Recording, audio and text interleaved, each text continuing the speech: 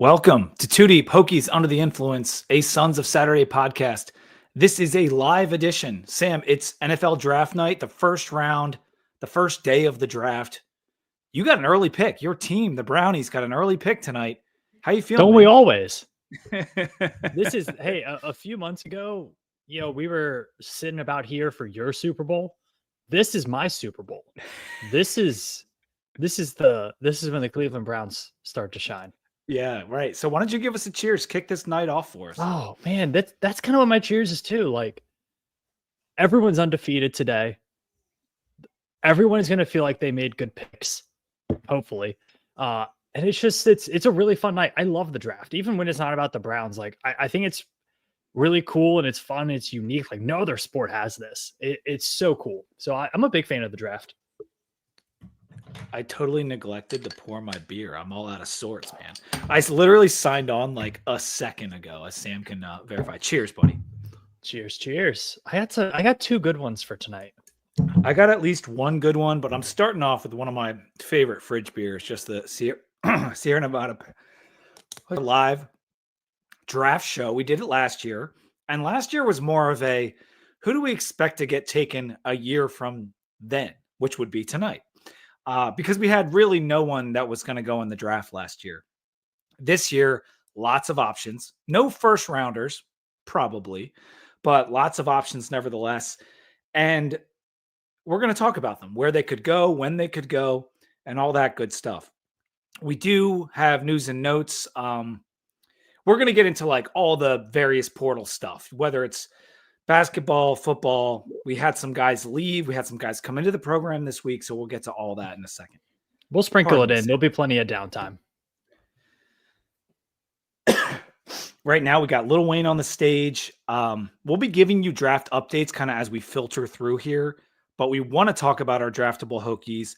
I'm going to go through the panel questions I asked all of the Sons. And then we're going to go over like the prospect rankings for the guys and how they could contribute to certain teams. We also have guests coming on from a handful of NFL teams. We got a Panthers fan. We got a Steelers fan. We got Sam with the Browns, myself, the Eagles. And of course, we're going to cover the Commanders as well with our friend Brett, who's going to come on a little bit later because the Commanders, for the first time in a while, Sam, are picking late in the draft. That's got to be weird for them. It would be weird for me. So, but yeah, they are kind of one of the team's favorite to grab some Hokies. So they'll be interesting to talk about. Yeah, they always seem to have – we see that all over the NFL where NFL teams will pick from quote-unquote local schools. It happens time and time again.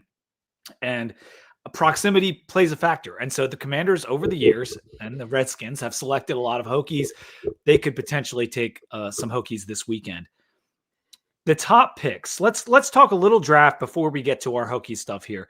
Everyone's expecting Cam Ward, Miami quarterback, to go number 1 overall. We're probably moments away from that announcement. And then some combination of Abdul Carter and Travis Hunter. Is that what you're thinking as the top picks? Yeah, I think it's Ward 1, and I think that's probably the right pick. Travis Hunter 2, please. Just, as a Browns fan, you want Travis Hunter.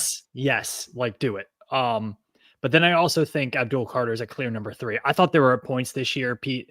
I thought he was the best player in college football, including Travis Hunter and Ashton Genty. Like he can do things on a field that are really, really rare. From a draft standpoint, though, there's a stud D end in every draft, multiple usually.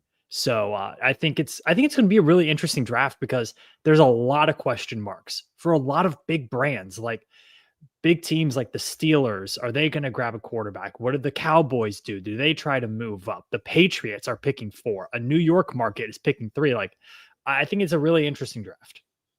It is. And some people are saying that the draft starts at 5. Others saying potentially the draft starts at 4, meaning most consider it's going to go Cam, Hunter, Carter. That's what most people are thinking. Now, the Giants could trade out of that pick at 3, and that could cause a little bit of chaos. But if they take Carter, Will Campbell seems like he'll be the pick at 4. And then the Jaguars, they want an offensive weapon. And you'll see on the screen, I have Peter Schrager's mock draft. He put this out the other day, and it made a few waves because one, it had Genty at 5 rather than at 6, because for a while they've been talking about Genty going to the Raiders. And it also has Shador sliding all the way down to 21, something I want to talk about with Robert Irby when we have him on a little bit later. Because for a while, Sam, it was maybe the Giants will take Shador. Now that seems like that's definitely not going to happen. I mean, for a while there, it was, will the Browns trade out of their 33rd overall pick up into the late first round to pick up Shador? So that's still a possibility. I've seen it a lot of places. So that's still up there. But Pete, the Tennessee Titans are on the clock. Oh, they are on the clock. Here we go. I do like how they start the draft. There's a little bit of fanfare, but they do kind of get right to it. We're only 5 minutes past 8 right now. I mean, we've had months of it. Like, we've had months of the fanfare. Like, it's time. And the crowd is insane. Yeah. So, and then there's people in Lambeau too. Yeah, I can see the stadium's like half full. It's more full than our spring game in Lambeau right now. Yeah. Well, Pete, I think we're gonna have more guests on this podcast than we have people at spring game. So but yeah, the crowd looks really good. Now, do you remember when it was in Philly? I went to that one. That was 2017. Yeah. And the art museum was just packed. Like that's where they had it on the Parkway, and it was awesome. I remember, I think the best is still Nashville, because Nashville was crazy. All of the bachelorette parties that were really confused. Do you remember that news segment they did on that? And they had like the blonde-haired girl with her arms crossed with her mom on the screen. That was so funny. And it was the perfect, because that's also when we got the Minnesota Vikings fan in the full Viking garb just screaming when they picked a center from NC State. And perfect. What a good like location Broadway was, with all the bars so just filtering down to the stage. It's maybe a little claustrophobic with that strip, but man, that was really cool setup.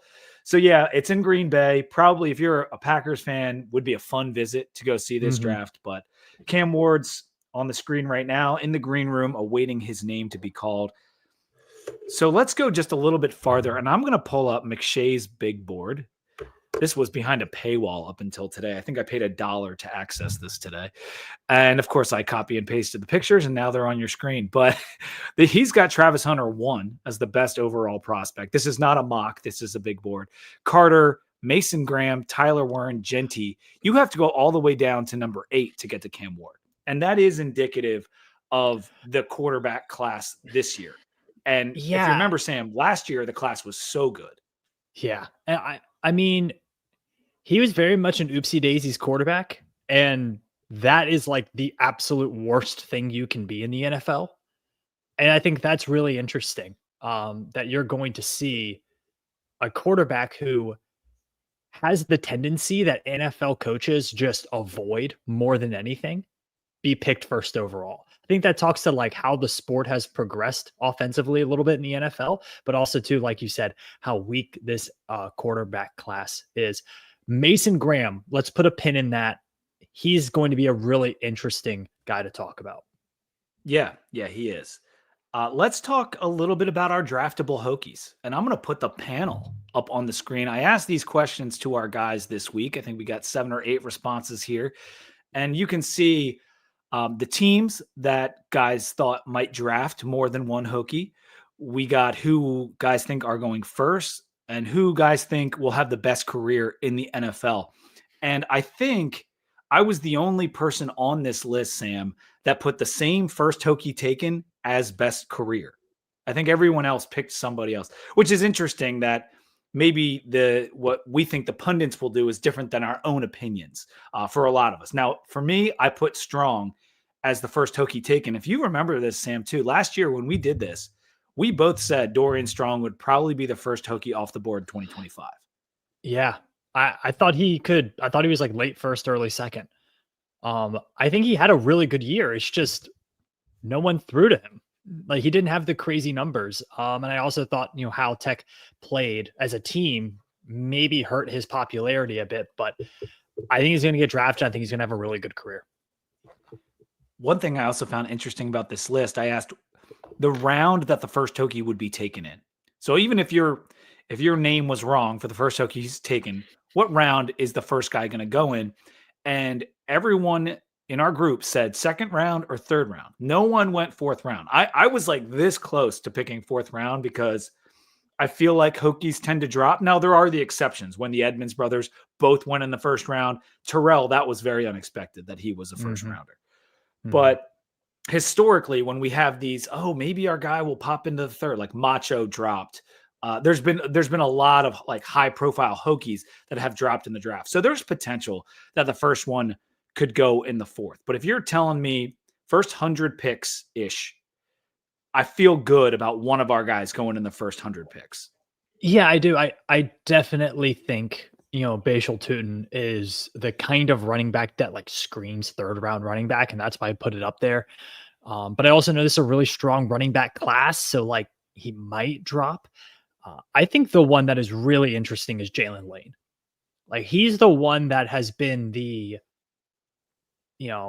draft sleeper pick. Oh, hey, you want to hear about somebody no one's talking about? Jalen Lane out of Virginia Tech. Like a lot of people like him. I think on the Cover 3 podcast, they made the comp to Santonio Holmes. So that's a pretty good NFL comp if you want one. I think he's really interesting. I could see him going to a team and being like, who the heck is this guy out of preseason games? Like just his style of play, the way he plays. I could see him being a preseason warrior this year. Absolutely. And the special teams ability. And I was listening to Mel Kiper on the First Draft podcast. I think it's Greeny, Kiper, and Field Yates. And they did their top 10 mock. And I'm listening to it just for the sake of tonight and everything. And then they get to the end of the top 10 and they're like, okay, give us one guy in the draft you think could like break out or is a sleeper that you like. And Mel Kiper picked Jalen Lane.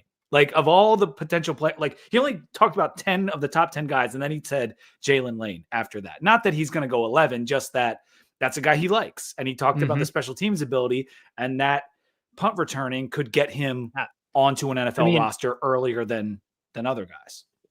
Especially with the new kickoff rule. You can put him on kick return if you feel like you want to put him out there. It's going to be a valuable asset for teams. But Pete, the pick is in for the Tennessee Titans. Goodell is moseying his way out there to a chorus of boos, I'm going to assume. I can't hear it. As is tradition. While he's making this pick, Sam, I wanted to show off my new hoodie. This is the Two Deep logo on a hoodie. I got one for you sitting over here next to me. Ordered just a handful of these, but heavyweight cotton, the logo. Hopefully you guys like it. If you're interested in one of them, send me a DM and we'll work something out. Cam Ward is the pick. It is in. Good for him. Like I feel like he's a player who used the transfer portal correctly. Like that's what we thought would happen for some guys. Like constantly got better and then went up in programs. Good for Cam Ward. Did you see the thing on Twitter today of like him as a 0-star next to DJU as like a 5-star? I didn't know he ran like a triple option in high school. Yeah. Like he didn't throw the ball at high school. And Ward, we witnessed his upside, his ability to just make something out of nothing. Now he can make nothing out of something too. As you said, you've called it the oopsie daisy, the whoopsie daisy, whatever it is. He's one of those quarterbacks who will make just the stupid mistake. But he has a playmaking ability unlike any other quarterback in this draft and the size to go with it. Oh, Jacksonville has moved up. What are they? You're out of the pick, Sam. No Browns at 2.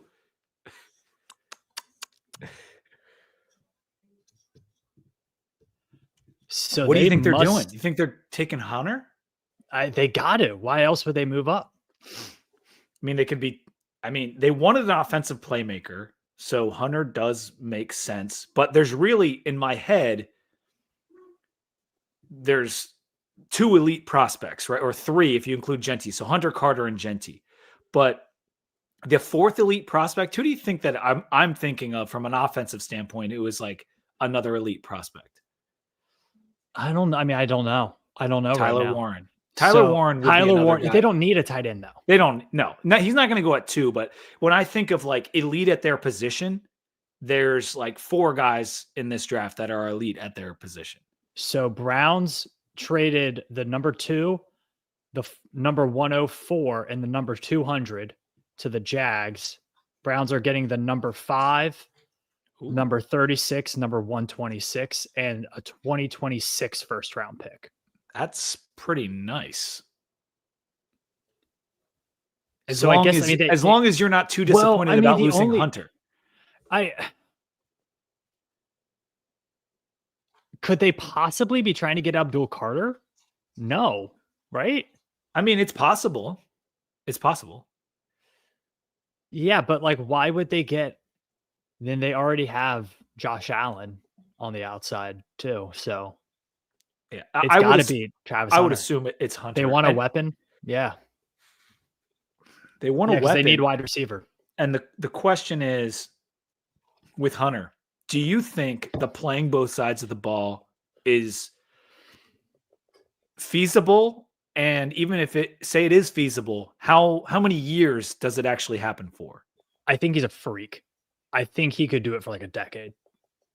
Really? Like, I think he's insane. Everything we've heard about him from like trainers is that he has unlimited stamina, that he does not get tired. He did all of this, Pete, in Boulder. Yeah, that's true. So At elevation. he Yeah. might have superpowers playing in Jacksonville. We don't know.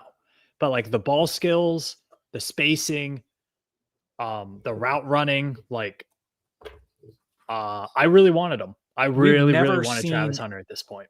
Anyone since like the 60s do this, really, right? I mean, Not in modern.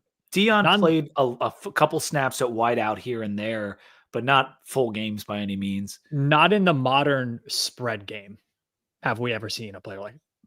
No. Gosh, I hate losing out on Travis Hunter. That's a really good haul, though. So how do you shift gears now as a Browns fan? Like, what do you hope? What are your needs? Like, that's what's a the desire? big question. Like, I don't know, 9-8 would be nice. No, like, yeah. You want a winning record. I think the Browns roster isn't like a disaster. No, it's not. And that was the thing. Like, they have a slot cornerback and they have wide receiver. It's a quarterback. They need a quarterback. Mm-hmm. I just love I don't know. These mock drafts like get blown up within the first 5 minutes. I mean, they need a running back. I mean, they need a running back because it sure as hell isn't Jerome Ford. Yeah. Jerome Ford. Nick Chubb is done. Is Nick Chubb, is that just over?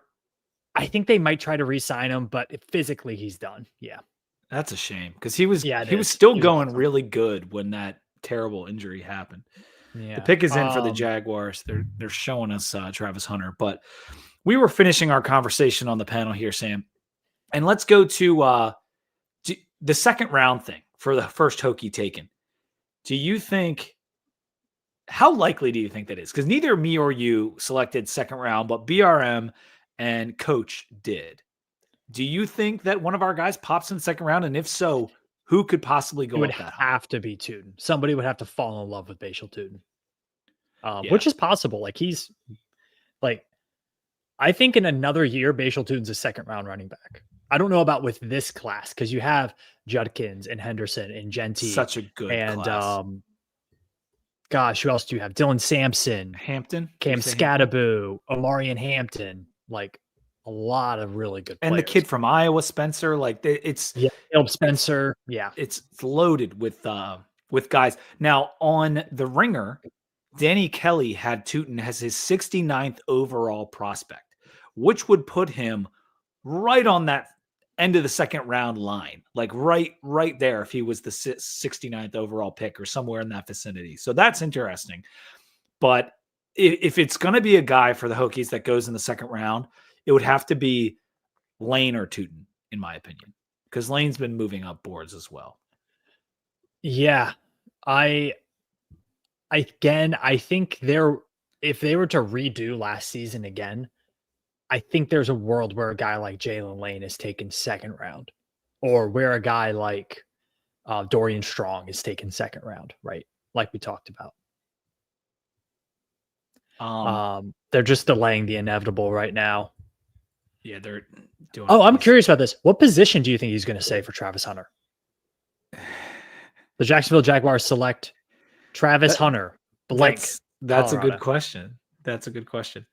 I think that he projects as a wide receiver in the NFL. And long term, if he were to give up a side of the ball, he would be giving up defense because at wide receiver, that's the reason he won the Heisman. He won the Heisman because he played both ways, but like he is an amazing wide receiver. The way he could just bring anything in, just some crazy catches, because it's not like he has this massive frame or some wild catch radius. But if it came close to him, he was going to catch it and make it look super athletic in the process. So I think his long-term Hall of Fame career in the NFL, if he's going to have one, would be because of his wide receiving skills. I'd agree. We saw him against, I thought the game against Arizona, Tedero McMillan probably won more reps than Travis Hunter did in that game. And I also think Io Manor from Stanford kind of dogged him. Yeah, so bigger wide receivers were tough for him. Yeah. And that was 2 years ago too, right? I'm going to talk myself into it, Pete. I'm talking myself into it in a league that has Jamar Chase and DK Metcalf and what's his Pickens for the time being. He might get traded. Maybe you don't want that guy. But so Hunter is going to the Jaguars. It's a done deal. How about that? I do. I tell you what, happy for him. He seems like an awesome kid. And all he wants to do in his life is play football and go fishing. And that's a pretty cool place to just go fishing. So good for him. He looks like bait with that jacket on. He does look like a nice coat on.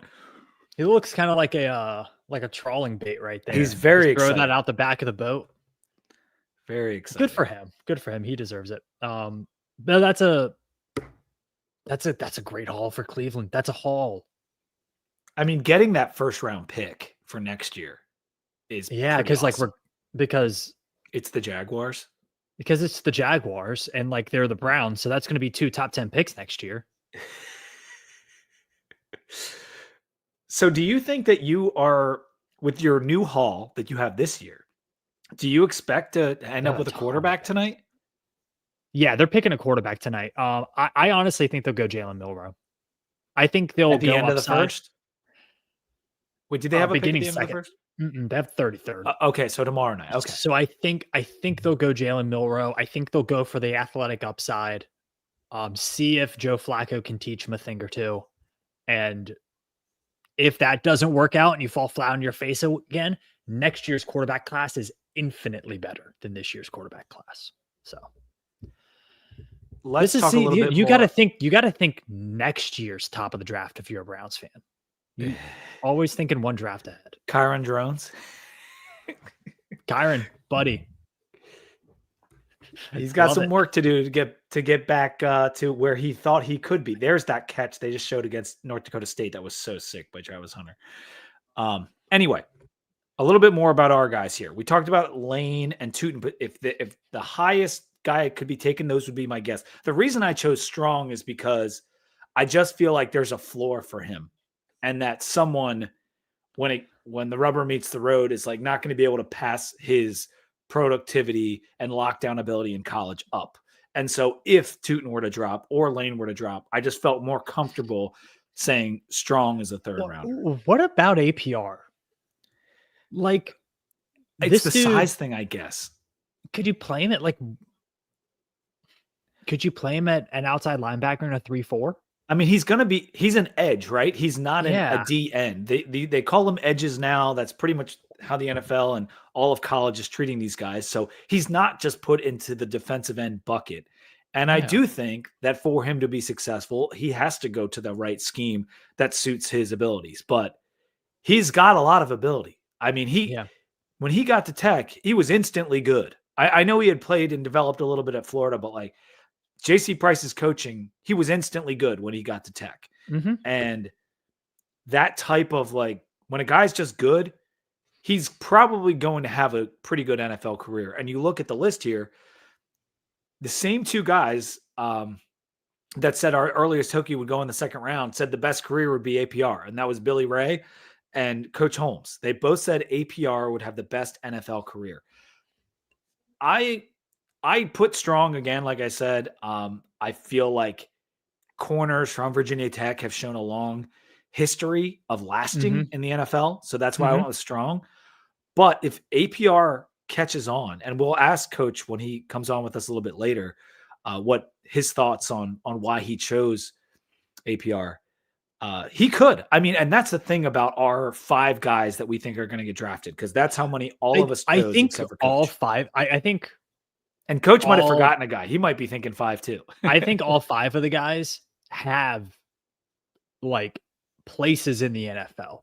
I don't think there's a player of the 4 to 6 whatever that don't seem to be fitting that level of football, right? Like I think Aeneas Peoples, like, yeah, a little undersized, but look at his hands, look at his spin move, look at his instincts. Dorian Strong, like, maybe didn't have the all conference year. Maybe he never had the like crazy statistic year that we thought he was going to have and break out, but he's a lockdown corner. You can put him in man and he'll do great.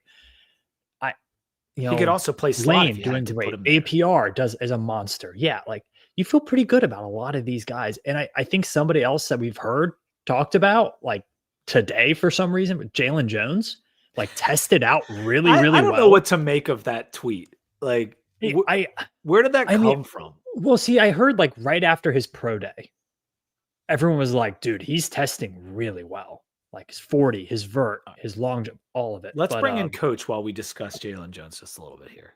Yeah, I'm going to. Oh, what's going on, Mike? We got you on mute there, buddy. How you doing? There we are. There you go. Now we can hear you. All right. How you feeling tonight, big guy? Oh man, doing great. Loving life. You can see Mike's got the Panthers hat on. His Carolina Panthers are picking here in just a little bit. Abdul Carter to the Giants. It's a good pick. As expected. Great pick. That's going to be the best edge rusher they've had probably since the guy blew his hand off. JPP.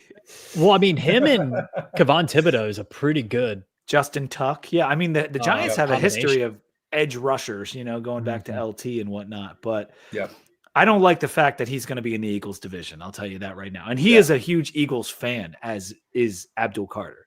But hopefully it'll be one of those things where we can bring him home like we did Saquon in 4 or 5 years. Yeah, but he's a guy that's, you're talking a 10-year guy that is just going to be at least just a terror for the next decade. If he can stay healthy. Yeah, if he can stay healthy, he has Myles Garrett, TJ Watt, Bosa levels of ceiling. Like you're getting a perennial all-pro potentially. I thought, like, I talked to Pete earlier, Coach. I think you were still on, but like there were times this year I thought he was the best player in college football. Absolutely. We were just discussing some of the Hokies prospects going through the panel, and I was asking Sam, who's going to have the best career, this and that. And when you answered the question in the panel, you said APR. And I was curious as to why you think Antoine Powell-Ryland will have the best NFL career of all of our Hokies in this draft. I honestly, I think it's just because of his position versatility. Yeah, I think he can do. I think he's an edge guy that if he gets into the right system mix, there's just so many. There's not a whole lot of teams that play a true 4 down lineman system anymore. But so many teams are playing that 3 down lineman, but they carry those swing guys, and they use that 4 down lineman in a rotation. Depending on the personnel that they use, the team that they're playing, if they play a team with that run a lot of 2 tight end personnel, or they play a team that uses an H-back a lot, they'll run a lot of 4 down lineman fronts, and for that particular week, they'll maybe bring a guy up, they'll activate him, and they'll use him in a 4-down lineman scheme to bring an extra guy to put his hand down. And that's a guy, and that's a team that if they play in a division where they play a team twice that uses that personnel, I think that's a guy that they'll look at. And honestly, be able to get a guy like that in the 4th or 5th round, that's going to have motor for days. That's got incredible strength for the size that he has. Honestly, he's Corey Moore. And by the way, talk about a guy that was 25 years too late or too early. He's very Corey Moore-ish as far as Corey size, Moore-ish. just strength, and it's a guy that can just go, and he can be on special teams. He's going to be a guy that can be used on kickoff. He can go on punt. He can be on punt block.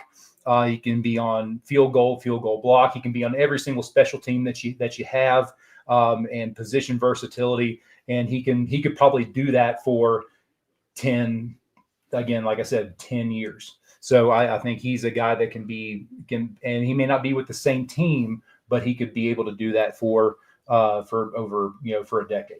And it just made me realize something too, Mike. When you go by pedigree, and some of these teams, they do look into the 247 rankings, the high school, the prep ratings, and APR of all of our guys is far and away the best pedigreed prospect. He came out as a 4-star, and he possesses a lot of those athletic traits that would be at the level of an NFL player.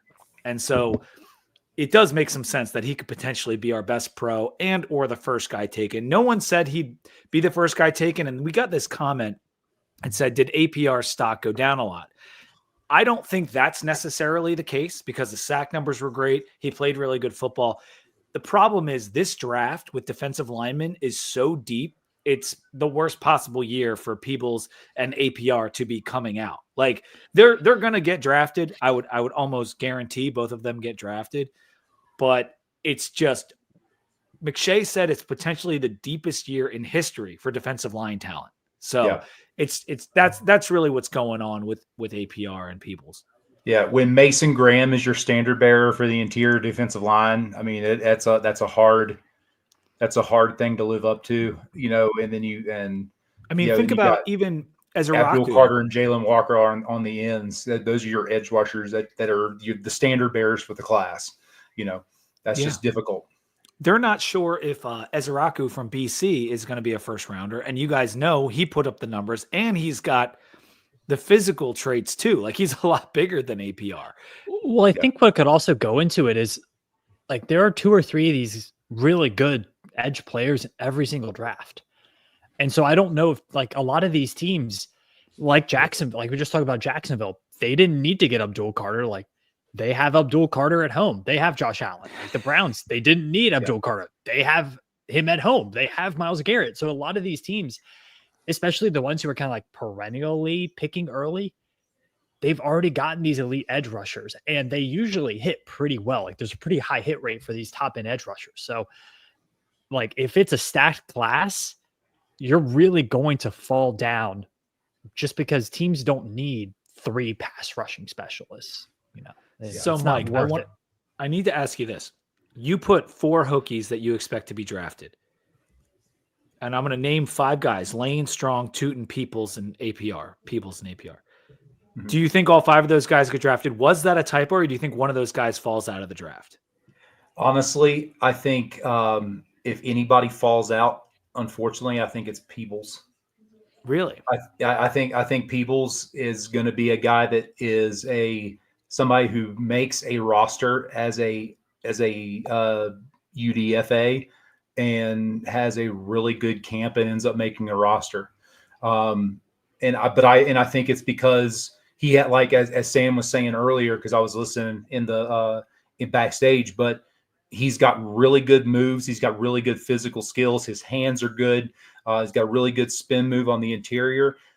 But again, he falls into that tweener category. He's not quite big enough in the modern scheme of where most guys play that 3-man front. For the most part, he's a little too undersized to play the 1 tech or the nose guard where you're playing in that A gap. And he's not quite not quite quick enough to play that 3 technique where you're playing in the B gap, where that Aaron Donald mode. So he's just in that tweener, But he was very disruptive this year. He is very disruptive, but you're also talking about being very disruptive in an ACC where they're not the greatest offensive lines. So it is 6 in one hand, half dozen in the other there. Does that spin move work against an NFL guard? Like, I think that's a question a lot of scouts probably asked about him. Yeah. Yeah. When I was looking at the ESPN rankings, Daniel Jeremiah, like whoever I could find on ratings for some of our guys, Peoples was an average ranking of 127 in the draft, the 18th ranked defensive tackle on ESPN, which would put him at 135 overall. So if you go by the mock consensus and by ESPN, Peoples looks like he'll be safely drafted, but there are reasons to be concerned that he could drop. Absolutely. Yeah. He could also be the first guy taken for the Hokies. I feel like it is really, it is like very wide open for the first Hokie and who it could be. It just depends on who a team falls in love with. Yeah, and it could very well be a crapshoot. And again, who knows? But yeah, it's just one of those things. Yeah, but the other guys that are trying to get drafted would be Daquan Felton, Stephen Gosnell, Keontae Jenkins, Josh Fuga, Will Panay. I think the thought here is Jalen Jones. True. I need to mention Jalen Jones now because there was that tweet earlier that talked about his 40 time being really good and him testing really well at Pro Day. And Sam mentioned it. Do you think that was that like, I'm really kind of confused as to where that came from, Mike, because we had not been hearing anything about Jalen Jones being an NFL prospect. Do you think that he lands on a team with a tryout? Like, I don't think he'll actually get drafted. No, I don't think he'll get drafted either, but I think he's definitely an undrafted free agent type of guy. And I think that he's a position versatility guy. He's a former receiver, so he's got good ball skills. I think I said this in the group chat earlier, but he's got, being a former receiver, so he can track down the ball. He's had enough time, being on the defense. And we give our defensive secondary a lot of grief, being Hokie fans. But the problems in our secondary go way beyond just being able to cover guys. They had to do so much more, getting caught with eyes in the backfield. Most of that was because of the problems that we had up front with being able to stop the run. And so you can't really put it all on them. They're asked to do things that are normally what secondary guys aren't supposed to be doing.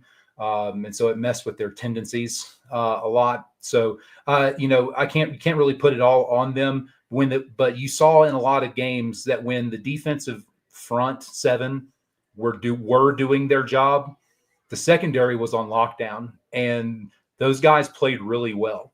From Mose Phillips, Jalen Jones, all of them, they all played really, really well. So there is film that these guys can see of these guys, showing out and playing the way that they probably should in that scheme.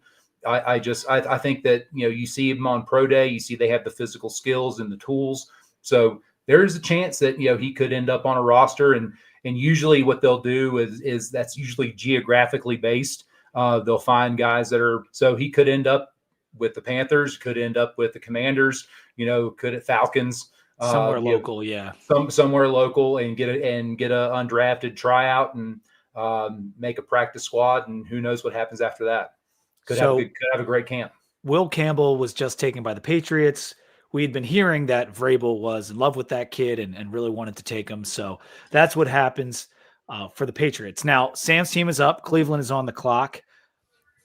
Maybe they'll pick this time. We will see. Says the pick is in. The pick is in. While we are waiting for that, Sam, I mentioned Felton to Coach. Mm-hmm.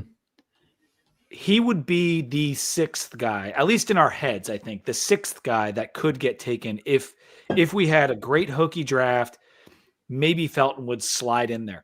What's the likelihood in your mind of Daquan Felton getting drafted and why?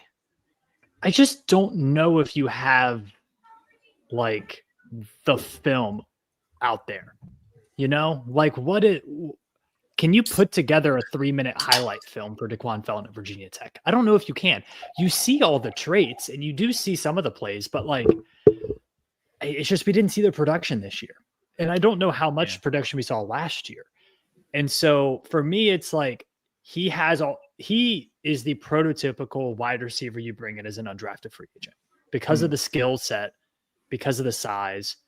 And you hope like, hey, if we can get him in here and teach him route running, then we have he's something. An athletic freak for sure. He needs some help with hands and route running and various other things. I think you could grab some clips from the Syracuse game. I think you could grab that clip from the Stanford game, put some things together on Felton and from Pitt a couple of years ago. Yeah, exactly. And he could grab a spot in the 7th round. However, I said 5 Hokies because I don't believe Felton will be drafted. Mm-hmm. And I do think that if you're talking about guys who could land, all right, Sam's pick is here, and I'll leave that as a tease. Yeah. Who is it, Sam? Wow.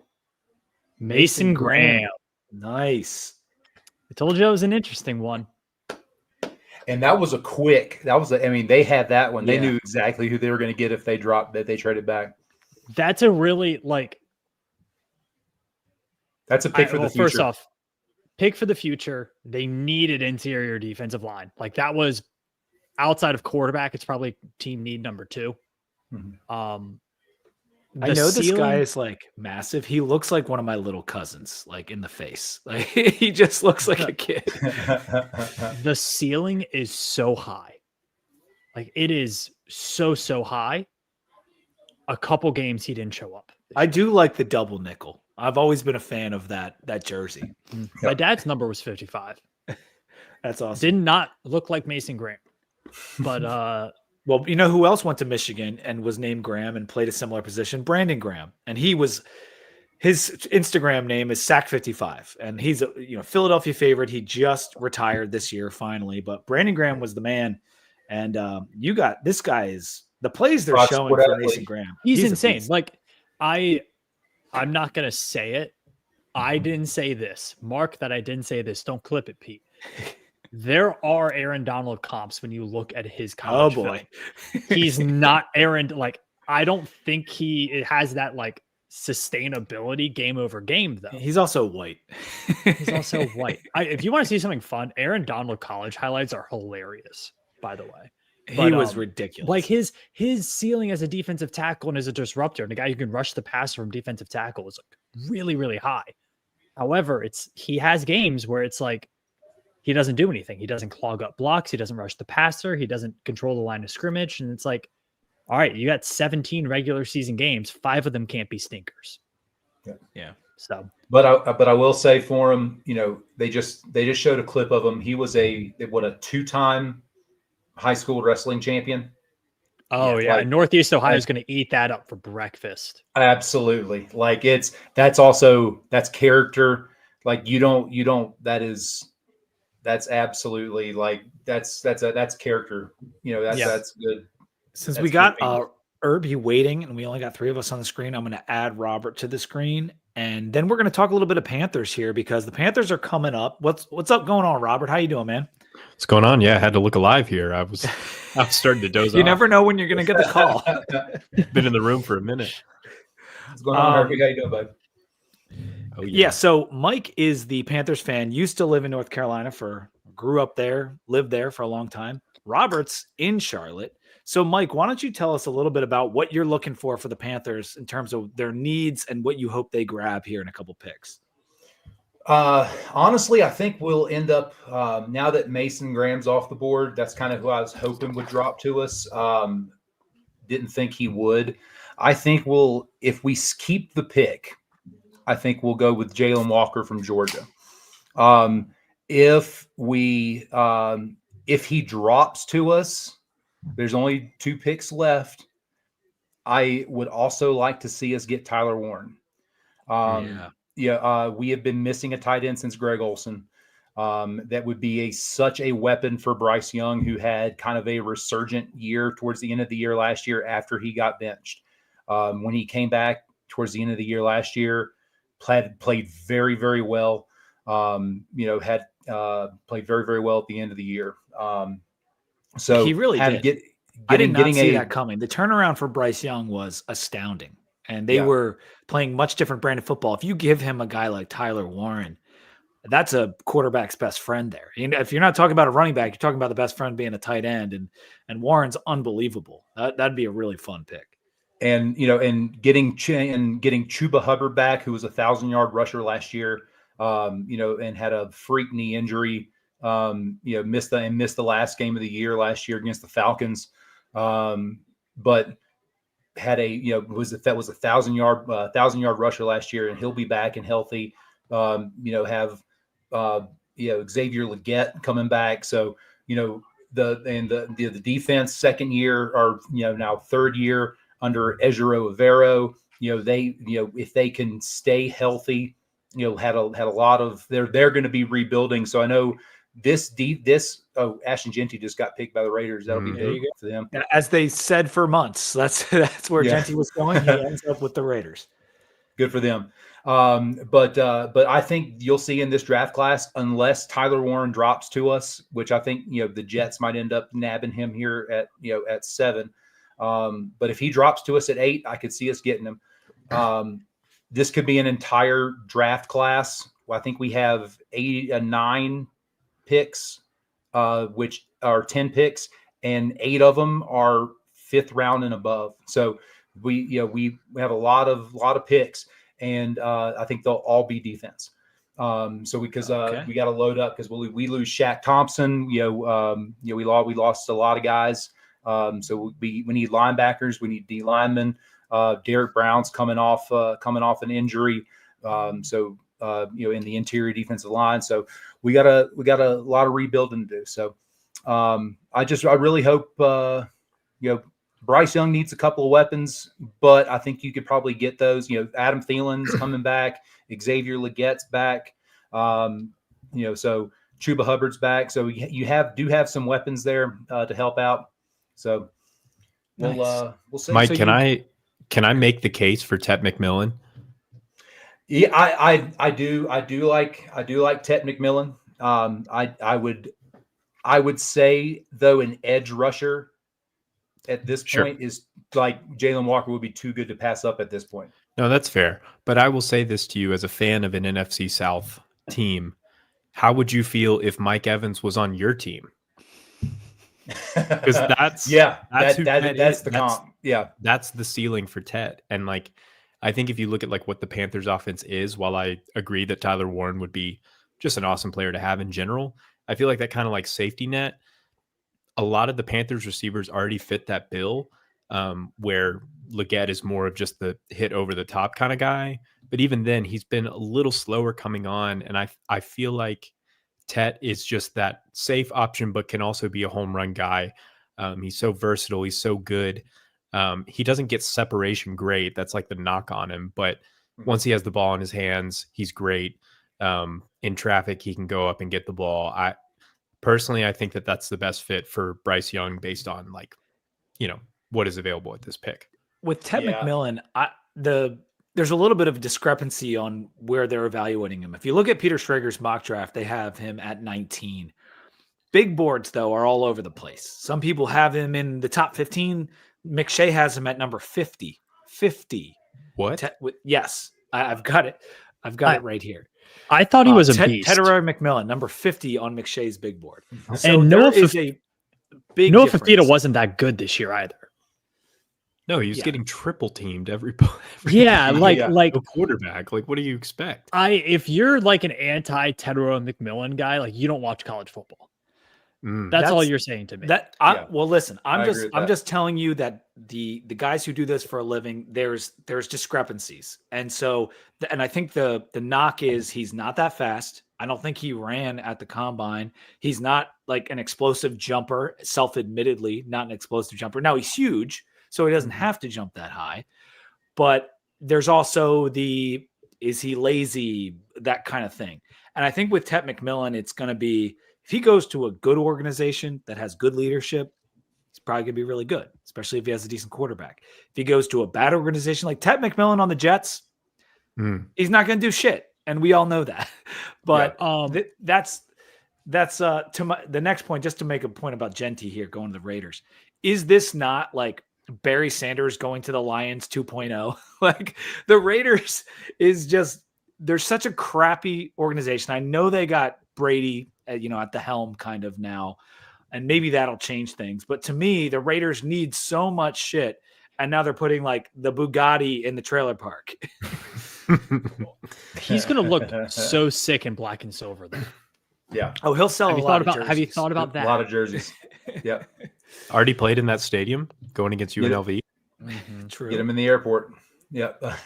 I mean, yeah, no, and I agree with you. So I coached when I was still coaching high school ball. One of my last stops, I coached a kid who's one of the backups at U of A, and the last time I chatted with him, he mentioned McMillan being just one of the guys that kind of took him under his wing, when they were doing workouts, when he got there as a gray shirt.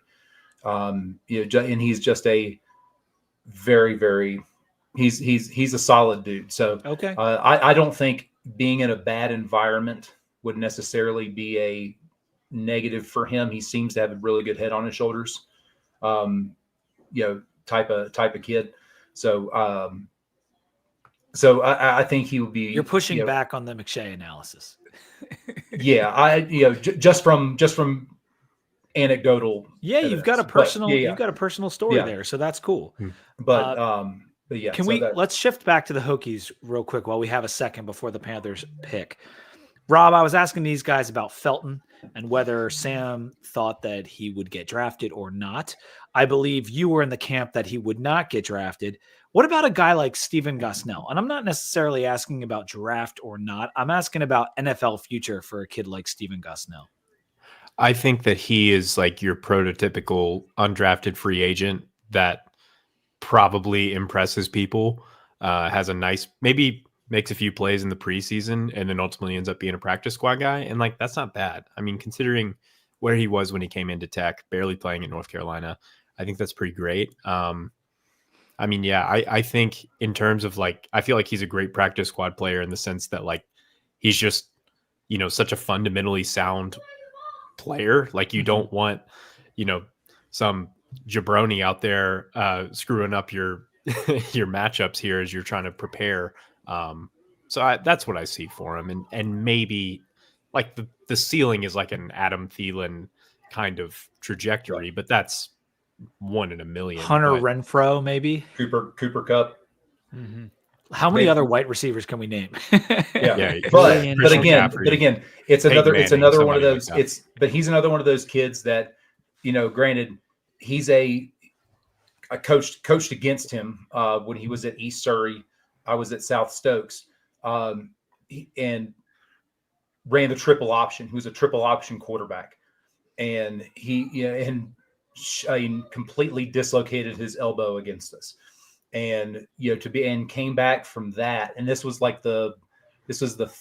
week 3, so he didn't get to play much at all his senior year of high school, and then comes back from that, goes to Chapel Hill, then doesn't get to play much at all, and then transfers to Tech. So he and then the rest is history. The rest is Hokie history. So it's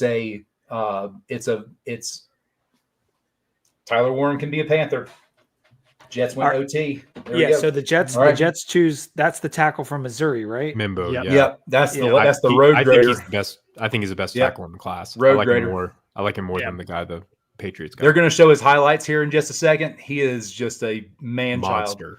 Yeah. He is. Well, the difference with Campbell, right, Rob, is that are they sure he's an NFL tackle? That's right. And then did the Patriots just draft a guard at 4? Right. So they think he can be a tackle, but they're not sure. Whereas this guy, he's a right tackle, but he's a tackle. Yeah. He's a whole tackle and a half. Yeah. That's a big dude. Yeah. He is a beast. That's what I was going to say is like his ceiling is way higher, I think, than Campbell, but Campbell has a higher floor. Because even if Campbell ends up being a guard, he's going to be a really good guard. But Mimbo can be like, I think he's got like all pro potential at left tackle. Like he's just a monster. And he played mostly on the right side in college, didn't he? They're going to try to move him over. That's what, that's what if you're taking him that's what happened with Ike Ekwonu at Carolina. Yeah, and that's still been a struggle. I want to get back to a last couple thoughts on Hokies that are leaving the program, draft eligible, probably won't be drafted, but I'll have a conversation about them in 1 second. Panthers are about to pick.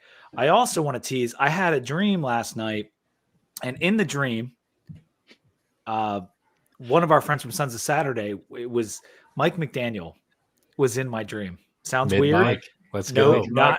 Not what you're thinking, but he was interviewing. He was like, I found this like pad of paper like in Mike's office, and it said Mekhi Becton. Like Mike was getting an interview with Mekhi Becton.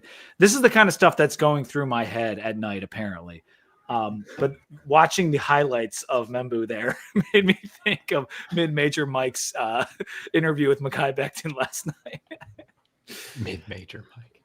Yeah, no, I mean, and that's a fair comp because you're just talking about this like behemoth. But I do think, I don't know, Becton was a lot more like rough around the edges. Yes, yes. And he got himself a little paycheck this year and really rehabbed his career on the Eagles last year. One of the major reasons we were able to run Saquon so well throughout the end of the season. So shout out to Mekhi Becton. He is a physical monster. A Hokies commit at one point. Yep. At one point. Are we going to make our all Hokies 22 of commits someday? Yeah, like all like not that didn't make it. That never made it. That never happened. Yeah. God. I think Mike Sanistrill would be on there, right? Yeah, I'd need a few more of these ranch waters. Exactly. Hey, there you go. Tequila sodas. Some good play. Do you want to do a quick beer break while we're waiting for the Panthers pick to come in? Why don't we do it? Sam, what do you got over there? From our good friends in Charlottesville, but our good friends at Three Notched Brewing Company. This is the Mango Wheat. It is admittedly crushable wheat beer with slightly sweet, juicy mango. Only 4.8%, 12 IBUs. Really, really good. If you're into mango and you're into wheat, it's pretty darn perfect. It actually, like a lot of beers, tastes like artificial fruit, like artificial orange, lemon, mango. This tastes like you're biting into a mango. It's really, really, yeah. Three Notch is good stuff. That's a good brew. There, yep. This is really crushable. So if it have you had the mango cart? Yeah, it's a very popular beer. Have you had that? Was that Golden Road? Yeah. How does that compare to the mango cart? This is more mango. So the mango cart tastes like something that's flavored mango. Still very good. This tastes like a mango. Okay. Mango cart is basically the mango blue moon of it is. beer. You know what though? I do enjoy a mango cart every now and again. I'm not afraid to say it. You and every woman in Charlotte. Fair enough. I've been had. All right. Mike, you said you're drinking tequila soda over there? Yep. To my boy, the final boss. Got a little Terramana and Yeho. Nice. Yep. For the Robert, what do you have? Cats. I'm drinking tequila soda as well, but I would instead like to highlight, to keep with the brand, I'll highlight a beer that I have been drinking that's in my fridge right now, and it's from Highland Brewing in Asheville.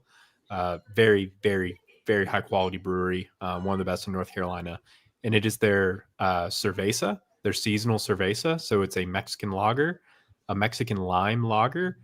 And I think that, ultimately the goal of those types of beers is it's supposed to taste like if you took a Corona or a Modelo and you put a lime in it, it's supposed to already taste like the lime is in it. And a lot of the ones I've had in the past are almost too limey, where it's almost teetering on sour, which I don't care for sours. But this, I think, threads the needle perfectly, and I'm a huge fan. And it ultimately just tastes like a higher quality. I'd drink it over a Corona. I might even drink it over a Modelo, as blasphemous as that sounds. Very, very high quality. I mean, it's probably over a 4 for me in terms of rating. Very good. Which one did you say it was? Mexican. Highland. The Highlands Brewing cerveza. How would you have you had the Stone Buenaveza? I have not. That's like the salt and lime. Yeah. That's It's solid. There's a lot of them out there, right? A lot of lime beers started by Bud Light Lime. Or do you guys remember the Miller Chill, who actually got that whole thing going? Yeah. It's a genre of beer that I haven't super gotten into, which is weird because I love like the Bud Light Lime on the beach and then margaritas and stuff. I haven't really gotten into like the salted margarita Mexican lager side of beer. So maybe I'll do that. Maybe that'll be my next personal growth venture.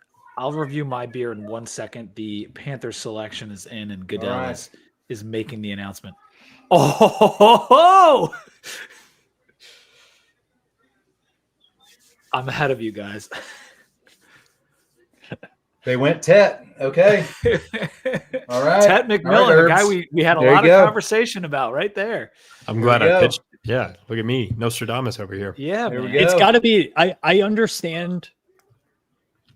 It might be as basic as like, hey, Bryce Young, if you're ever in some trouble, just throw it up to that guy. Yeah. Like just he's your safety valve. It feels like a good pick. It really does. It almost, it might even be more basic, Sam, of as simple as David Tepper saw a comparison to Mike Evans and was like, I have to have that guy. Yeah. I'm tired of being terrorized by Mike Evans.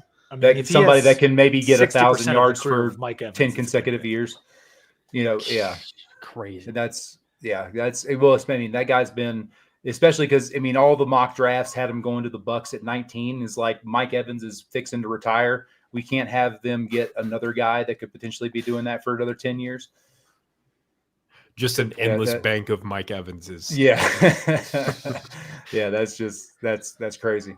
Got off one head, two more shall take their place. Yeah. So you're feeling good then, Mike. You feel good. Yeah. I mean, that's great. So, you go back-to-back first rounders, Xavier Legette, him, and you're going to have Adam Thielen. I would feel pretty safe having 1, 2, and 3 with that guy. And I know you guys probably don't follow the Panthers, but they had another guy last year that was kind of a breakout, number 4, named Jalen Coker.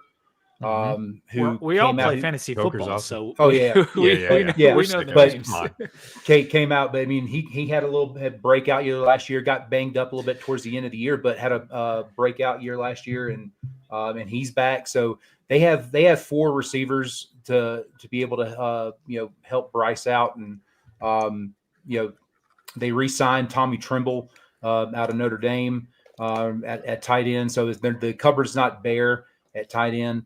With Sanders too, right? Yeah, and he'll be back. Sanders from Texas brought him back. So so again, not there, and then they can use the rest of the draft to fill out on defense. They have 8 more picks in the next 4 rounds. So many good defenders in this draft. Like they can load up now in the later rounds. That's awesome, man. Let's see if Brett is in the. I don't think we have Brett in our pool yet here. Before the Saints pick, can I ask a Saints related question? Yeah. No, I do not know who the next pope is going to be. Oh, okay. Oh, yeah. Nice. Contavious Caldwell. I saw that on Twitter. I can't take credit for that. That was so bad. So Herb is that your team, Herb Saints? The Matt. Is that your? Oh no. I'm just asking because he's a Steelers guy. Oh, that's right. They're going quarterback here. Do we think they're going quarterback? I thought they would be a quarterback heavy team, and then there's been no draft buzz about it. Well, this big board, especially with the car injury. Do y'all know who the last first round quarterback the Saints have taken is? Anyone know this? I'll give you a hint. It's the longest streak that a team has gone without drafting a first round quarterback. Kenny Stabler? Archie Manning. Archie Manning. Wow. Wild. Yeah. That's crazy, man. Like, that do really they break that 50 plus year trend for Jackson Dart? No. Are they gonna go Derek Carr? I mean, are they gonna ride Derek Carr? Like, Derek Carr's hurt right now too, right? Well, yeah. I think he also sucks. So like he's terrible. But are they gonna take Derek Carr? I mean, are they gonna take Jackson Dart over if Shedeur Sanders is on the table? I mean, isn't Shedeur kind of Drew Brees 2.0 in a way. Like, not the strongest arm, but savvy, tough. Like, he kind of has some breezy qualities in my head. That's a ceiling for sure. He needs a Sean Payton, though. Well, that ceiling is true. NFL career passing leader. Yeah, I mean, okay, yeah, maybe that's the skyline above the ceiling. Well, that's not the airplane flying over the. I'm not talking about the achievements. I'm talking about just like Breeze coming out and Shador coming out, like not so dissimilar. Yeah, but Shador is 100% the most NFL ready out of all of the quarterbacks, as far as being able to put the ball where it needs to be. If there's a clean pocket. Now here's the thing about Shador. Did you guys hear that he like 33% of his passes were at the line of scrimmage that were completed? Like he had a lot of like bailout passes. For one, we know he got sacked a ton, probably held onto the ball too long. I know his offensive line was terrible. I'm not saying that it wasn't, but took a lot of sacks, a lot of completions at the line of scrimmage that were turned into something by athletes. You know, the Bolitnikoff Award winner. So did Bo Nix, though. So did Bo Nix. Yeah. They ran a lot of like RPO bubble route type stuff. Like if the slot corner dives in on the play action, it's an extension of the run game. I agree with Mike's statement though that like Shador is a damn good quarterback, and in terms of going out there and running an offense on day one, I would trust him that he could do it. I'm not saying he's going to be amazing, but I do think he's probably, as a quarterback, the most NFL ready. I think I do agree with that. Calvin Banks. Yeah, so that's a good one. They're going to protect Derek Carr. Okay, they're going to protect. I mean, they're going to take a quarterback later in this draft. I would have to think. Yeah.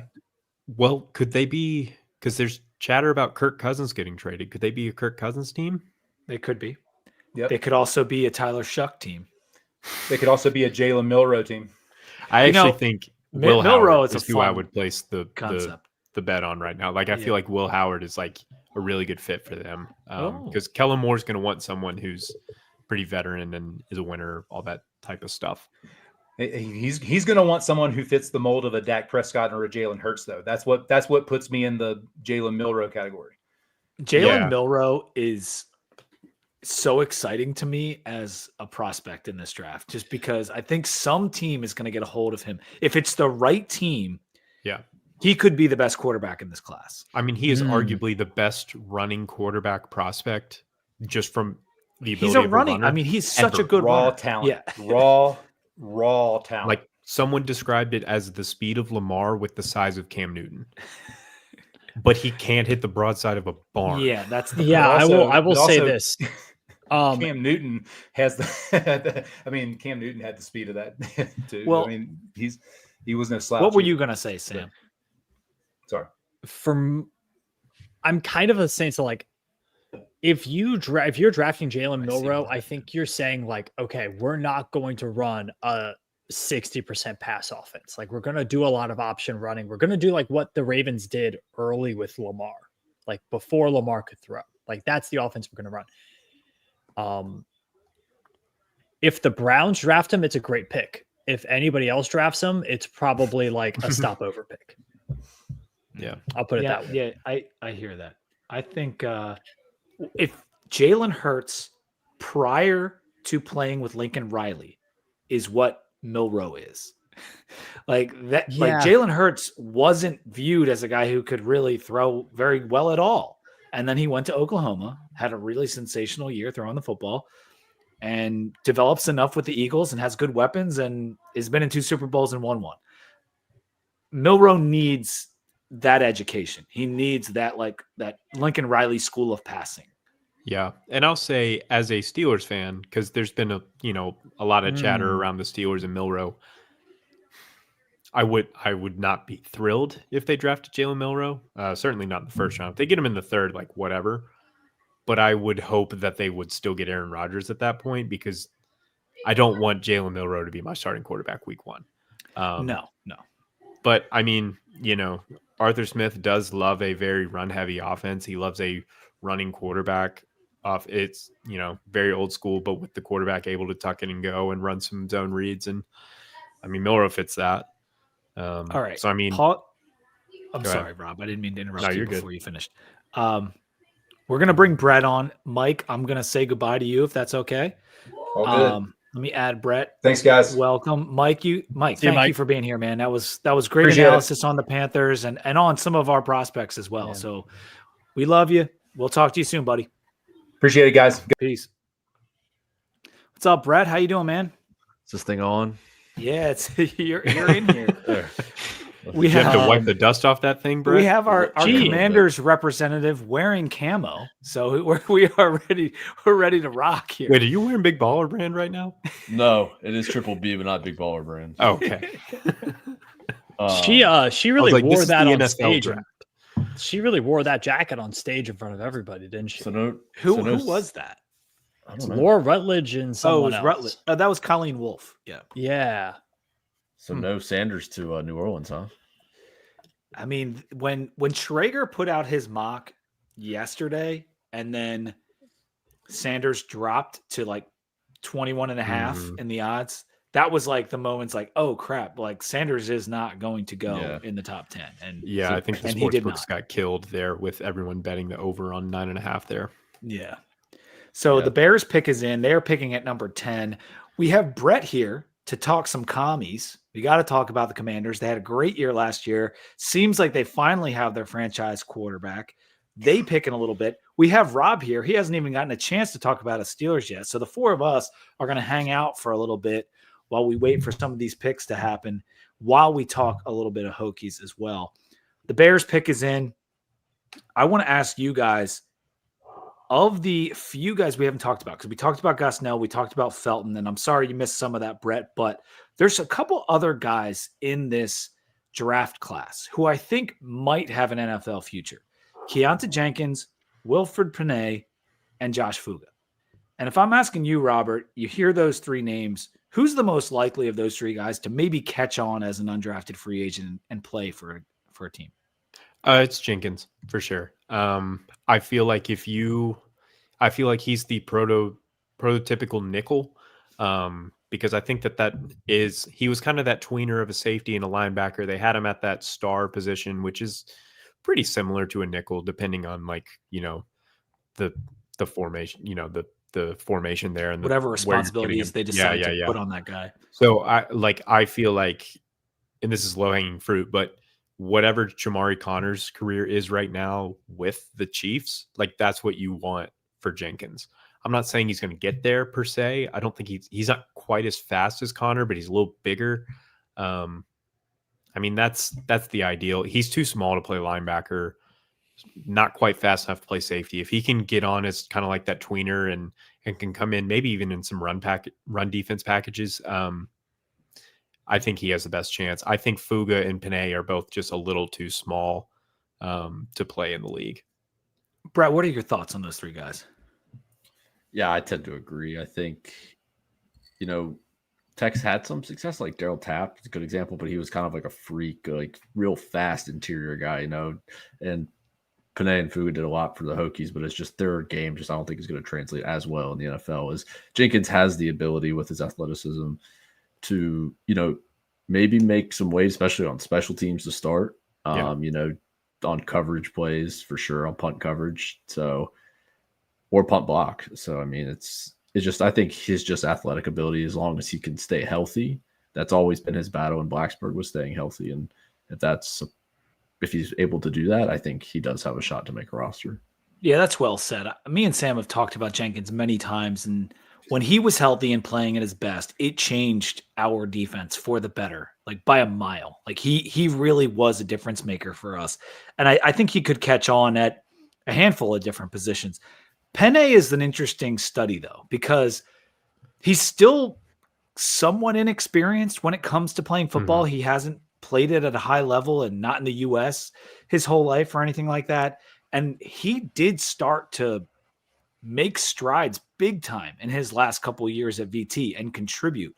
I think if he got in front of the right coach in the right system with an opportunity, he could be on a practice squad. He could get some snaps in preseason and so on and so forth. So, I love Josh Fuga from being a Hokie forever. Like he never transferred. He stayed. He was here.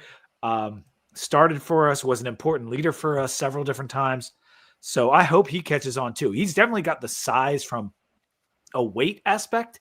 He's always been a little bit, maybe on the shorter side for a defensive tackle, but all three of those guys, unlike some of the previous years, I think the graduating guys, most of them have worthy of a camp invite, worthy of a tryout, worthy of a preseason roster spot. Whereas there are some guys who are not, most notably on the offensive line. But in years past, it's like, I don't know if anyone's going to get on a roster. There's a lot of guys who could end up on a preseason roster that we're offering up right now. And one more question for Brett, since he just joined us a second ago. Your commies have a chance to sign one of these two guys to an undrafted free agent contract, Daquan Felton or Steven Gosnell. Who would you rather sign? It's a great question. I think we have the outside threat, already, which would be Felton. I think they need a solid pass catcher. That's what, Ertz, he needs a safety. Jaden's had that safety blanket Ertz all year. And I think Gosnell would fit that mold of having a guy that could be a safety blanket on some underneath routes or some, 5-yard outs, or just kind of finding the soft spot in zones. Whereas Felton, is kind of a run and gun guy. Just let him fly, or, from his athletic ability. And with Debo coming into the fold, you kind of have that, even though he's not as fast or as good as he once was. Him coming in, I think, adds a little bit of that. And then obviously you have Terry as wide receiver 1 on the outside, usually playing the wide side of the field, which Felton usually plays the wide side of the field. So I think Gosnell would be a better fit just solely from like a safety blanket that Daniels needs. And it was very clear Zach Ertz was that for him last year. Oh my God. The playoff game was ridiculous against the Eagles. Zach Ertz had like 13 catches or something. Yeah. It was like that the last, I don't know if any of you guys watched a lot of Commanders games, but it was like that a lot too, especially after he found his rhythm. Most of those fourth down plays, if he wasn't scrambling, we're going to Zach Ertz. Yep. Red zone plays, we're going to Zach Ertz. And I think, that's what Gosnell, just having another receiver for that would be beneficial. Didn't Ertz have like one game? It was either the end of the regular season or in the playoffs where he had like 12 catches. Yeah, that's what Pete was saying. That was the Eagles game. That was the Eagles game. Okay. Well, it's because Terry was locked down, couldn't get the ball, couldn't get the ball to him, and then it was frustrating too, because obviously Ertz was an Eagle. He won a Super Bowl with the Eagles, and then he's the only reason the Commanders stayed in the game. And the Commanders shot themselves in the foot in that game a lot in the championship game. Oh yeah, but that was hey diddle diddle Zach Ertz up the middle. Keeping that's an old school reference, man. I like that. But yeah, he was the reason the Commanders stayed in that game for a while, for sure. I want to. We have a little bit of time before the Steelers pick, and we'll get Rob's analysis on that. Let's talk about the portal, guys. We had entries after the spring game. Now, Sam and I were basically recording when the Davy Belfort news happened, so we talked about that a little bit. But the McDonald brothers hopped in the portal. Braylon Johnson's in there, Webb Davidson, and Bob Schick. Bob, we're gonna miss you, buddy. The old veteran. But you look at those names, Rob. Are any of them cause for concern? Do you worry about any of those guys walking out of the program? Cause for concern? No. It does feel like in all of those situations, it was guys who just didn't stick on the depth chart, probably got passed.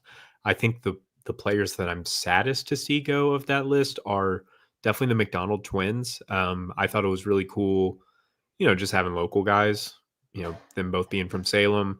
There's a lot of value to your program of if you can find those great local players like Brendan Motley for Tech, made a lot of impact in Southwest Virginia because he was a Christiansburg guy. So you certainly hope for that type of player. And they were both just freak athletes. And they got nice praise at different points of time from the coaches. But they ultimately they're moving around positions all the time. I think under the Fuente regime, one of them might have been lining up at safety maybe. And then it ends where one's a middle linebacker, the other's a defensive end. And it's one got too big, the other they just couldn't make it work. And It's unfortunate, and they just need to go somewhere where, a coach or coaches, because they're, might not be a package deal, but can have clear vision for what they want them to be, and then be able to implement that. I think about a lot like Lakeem Rudolph, if y'all remember him. Yeah. He's a guy that went all the way from safety to defensive end, and Tech just couldn't find a place to put him. He goes in the transfer portal. He goes to Campbell, and Campbell just had a better vision for him. He's a high-end talent player that was at a Big South school, so it was a good fit there. So I'm hopeful for something like that for them. Let me ask you this. Does Roanoke start football this season or next season? They started last year. Yeah. No, but did So they they had actually like play a- games? Oh They yeah. had like They a played- JV schedule kind of thing. Yeah, right? yeah. They played basically like a bunch of JV teams, club teams, that sort of thing. The McDonald's could do better than that, but from a Yeah. local aspect, how cool would it be if they ended up on the Maroons and just kicked ass? I mean, I think this is an aside. I'm not to get too into the Southwest Virginia weeds, but I think that pretty much any Southwest Virginia football player that doesn't go D1 will end up at Roanoke. Bradford, Christiansburg, Blacksburg, any of the Roanoke schools, wherever. Cool. Which I think will be cool. They were Niners just a little pick too is late for Cole Beck. And I think the perfect landing spot for the McDonald brothers is like William and Mary. Like I could see them Yeah. like John Yeah. Pius, who just had who went up a level. Michael Similar Williams goes to story. the Niners. Damn, that's a good pick. Yeah, Yep. that's good. Earlier than I expected for Michael Williams. I but- wanted to point something out too. We saw Kelvin Banks get drafted by the Saints. He was hurt for both of their playoff games, like played through injury, only allowed 2 pressures on 119 dropbacks against Arizona State and Ohio State. Yeah, I mean, He was the most a productive monster. tackle in college this year, I Yeah. would say. Yep. And also, while he's sitting here, we have a very confused, I don't know if you can see him down there, but we have a Baker. Come here. Baker, where are you going? They can't see you. Camera shy. He's now hiding under the table. Oh, Baker. Always I a don't good think he's opportunity to Ups- remind people that Sam's dog is named after Baker Mayfield. He's Yeah. walking back there. Oh, there he goes. There he Are you goes. going to rename him Shuck? No, his no. His name is Baker. Deshaun. Yeah, your name's Baker, isn't it, Bubbush? Isn't it, Bubbush? We were close to naming him Jameis Go. or Kenny Pickett. I That's a don't- great name for a dog. Baker. Oh, on the what? Who said William and Mary? Hey, I'll Was that say Brett? this. I'll say Me. this. Yeah, that was me. The Yeah. next So go ahead. Sam. next Browns quarterback that wins a playoff game will be his middle name. Okay. All right. That's good. Almost had it with Joe Flacco, but not quite. Baker Joseph Jesse is really good. I like that. Thank you. Brian Randall was just with Coach Pry. Could there have been a conversation about the McDonald twins or about any of the players that are leaving the program potentially? Yeah, Very happy cool for- that Randall's on staff. Yeah, down very, there now. I mean, he gets to live in his hometown and Yeah. he gets to coach, so it's really cool. Definitely. Back to transfer talk, real quick. This was tweeted out like 30 minutes ago. Hawaii cornerback transfer Caleb Brown plans to visit Virginia Tech, Virginia, and Florida State. Was a starter the last 2 years at Hawaii. That is a good reason to bring up Colby's table here. Oh, Because that's you'll professional. notice there's some green guys. We got a couple of additions to the spring portal window on the Hokies. The first of which was Cody Huisman, but why don't we call him Heisman? It's close enough. Cody I think it Heisman, is defensive pronounced Heisman. tackle from North Dakota State, 6'4", 283. Honorable mention, all Missouri Valley Conference. He tied for third on the team with 7.5 tackles for loss this past year. This is a nice pickup at defensive tackle, a position where we're replacing at least 2 veterans, including a disruptive Peebles. I feel like this is a really good addition, Sam. I know you're a North Dakota State fan in general. What are your thoughts on Cody? Any guy that they have developed is probably a guy that you want on your team. And they have a history of line of scrimmage players doing well in the NFL as well. So I think that's really good. Tech needed him from a like rotational defensive line standpoint. Again, defensive tackle is a position that you're going to play 3-4 players a drive sometimes, especially with how kind of JC Price has ran that over the last couple of years. So I think it's really important to get him in there. I kind of see him, Copeland, Laws. Who's the other guy? I'm blanking on his Gilliam. name. Kevin Gilliam. KG. Thank you. Thank you.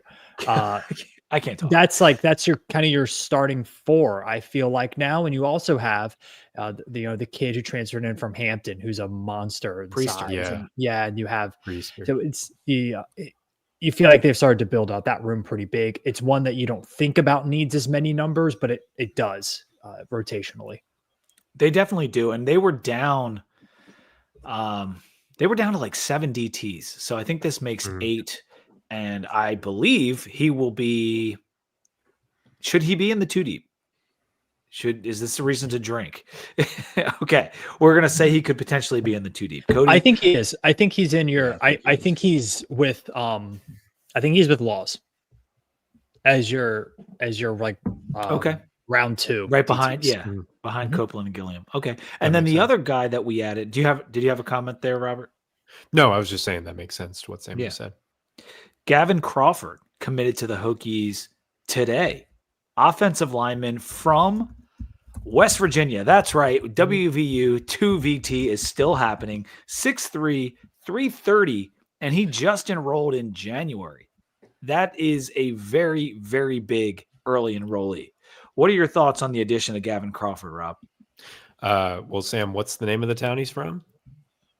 You can be my Silver Spring.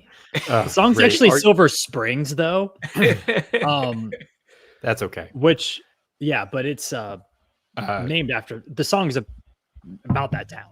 Or about something happening at that town. Arguably the best Fleetwood Mac song. If you've never seen the live video performance of her, like Stevie Nicks, like screaming at Lindsey Buckingham, her ex, who she wrote the song about, very good. Was the B-side of "You Can Go Your Own Way," which Lindsey wrote about Stevie Nicks. Yeah. To quote Fleetwood John Mulaney, Mac lore in the house. Yeah, to quote John Mulaney, "Rumors" is an album by and for people cheating on each other. And that was our Fleetwood Mac corner. Gavin Crawford, beast. I think he's a guy. I mean, a lot of potential there. I was surprised that he was only a 3-star coming out of high school, because I just feel like a guy that's already that size at 330 and fairly agile. I feel like that's a pretty good player to have, and trust Matt Moore there. So I think that obviously Tomas Rimac, however you say it, is going to be an instant contributor. But now you have these 3 redshirt freshmen that they brought in.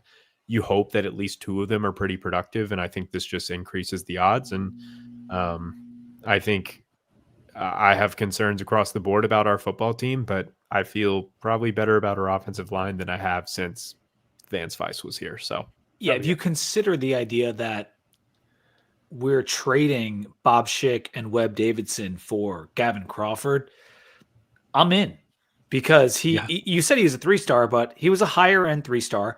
Matt Moore recruited played on him. a good team and a good league. Right. Clearly wanted him. You go to good counsel. Good counsel, which is usually puts out really good football talent. And Matt Moore made the effort to go get him again. Like, I really like this kid. Let's bring him over to Tech and add him. And like you said, Lucas Austin and him have to develop, but you already have 2 guys in Altuner and Rimac that could potentially be your starters. And now with Bob Schick gone, I mean, this is a totally new line for Virginia Tech. Totally new, which isn't a bad thing, because they were not good. So we're okay with it. Of course, we're going to miss Chaplin. We're going to miss Braylon Moore a little bit, but I'm excited about the future Matt Moore is bringing, and he continues to add to it. This is one of the problems for these guys he's only 6'3", is putting on the weight to play college. For Crawford, it's going to be not getting too heavy. It's going to be getting stronger and staying at that weight. That's going to be the challenge for him. Yeah, he's 330. Yeah. And I mean, I feel like the philosophy here with the offensive line building is like, again, Rimac is kind of just your set in stone veteran. Like, what he is, and he's really good. And the rest is going to be kind of redshirt freshmen, redshirt sophomores. And you're just ultimately going to throw a bunch of them at the wall and see who sticks. And as long as you get 4 to 7 of them to be pretty good, then, that's pretty good. Yeah. Still need one more, though. And I think they're going to get one. Yeah, because we're at, for if sure. my calculations are correct, we're at 13 offensive linemen that are scholarship worthy. I'm not counting the Caleb Nittas of the world. I know Caleb also jumped in the portal, but I'm not counting former walk-ons. 13 scholarship caliber offensive linemen are in the program right now, if you include Crawford and the freshman coming in. So we need a 14th. We probably even need a 15th, but that might take more time. As it stands, Sam, I feel better about the O-line going into next year.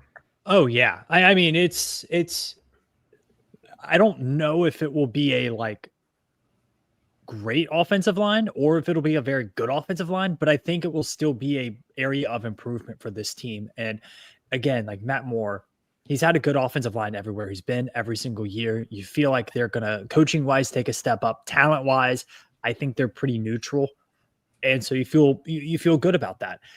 Again, though, like there are still 3 or 4 players who have been in this program a couple years now where you're like, okay, like if they're going to take the next step, this is the year to take the next step.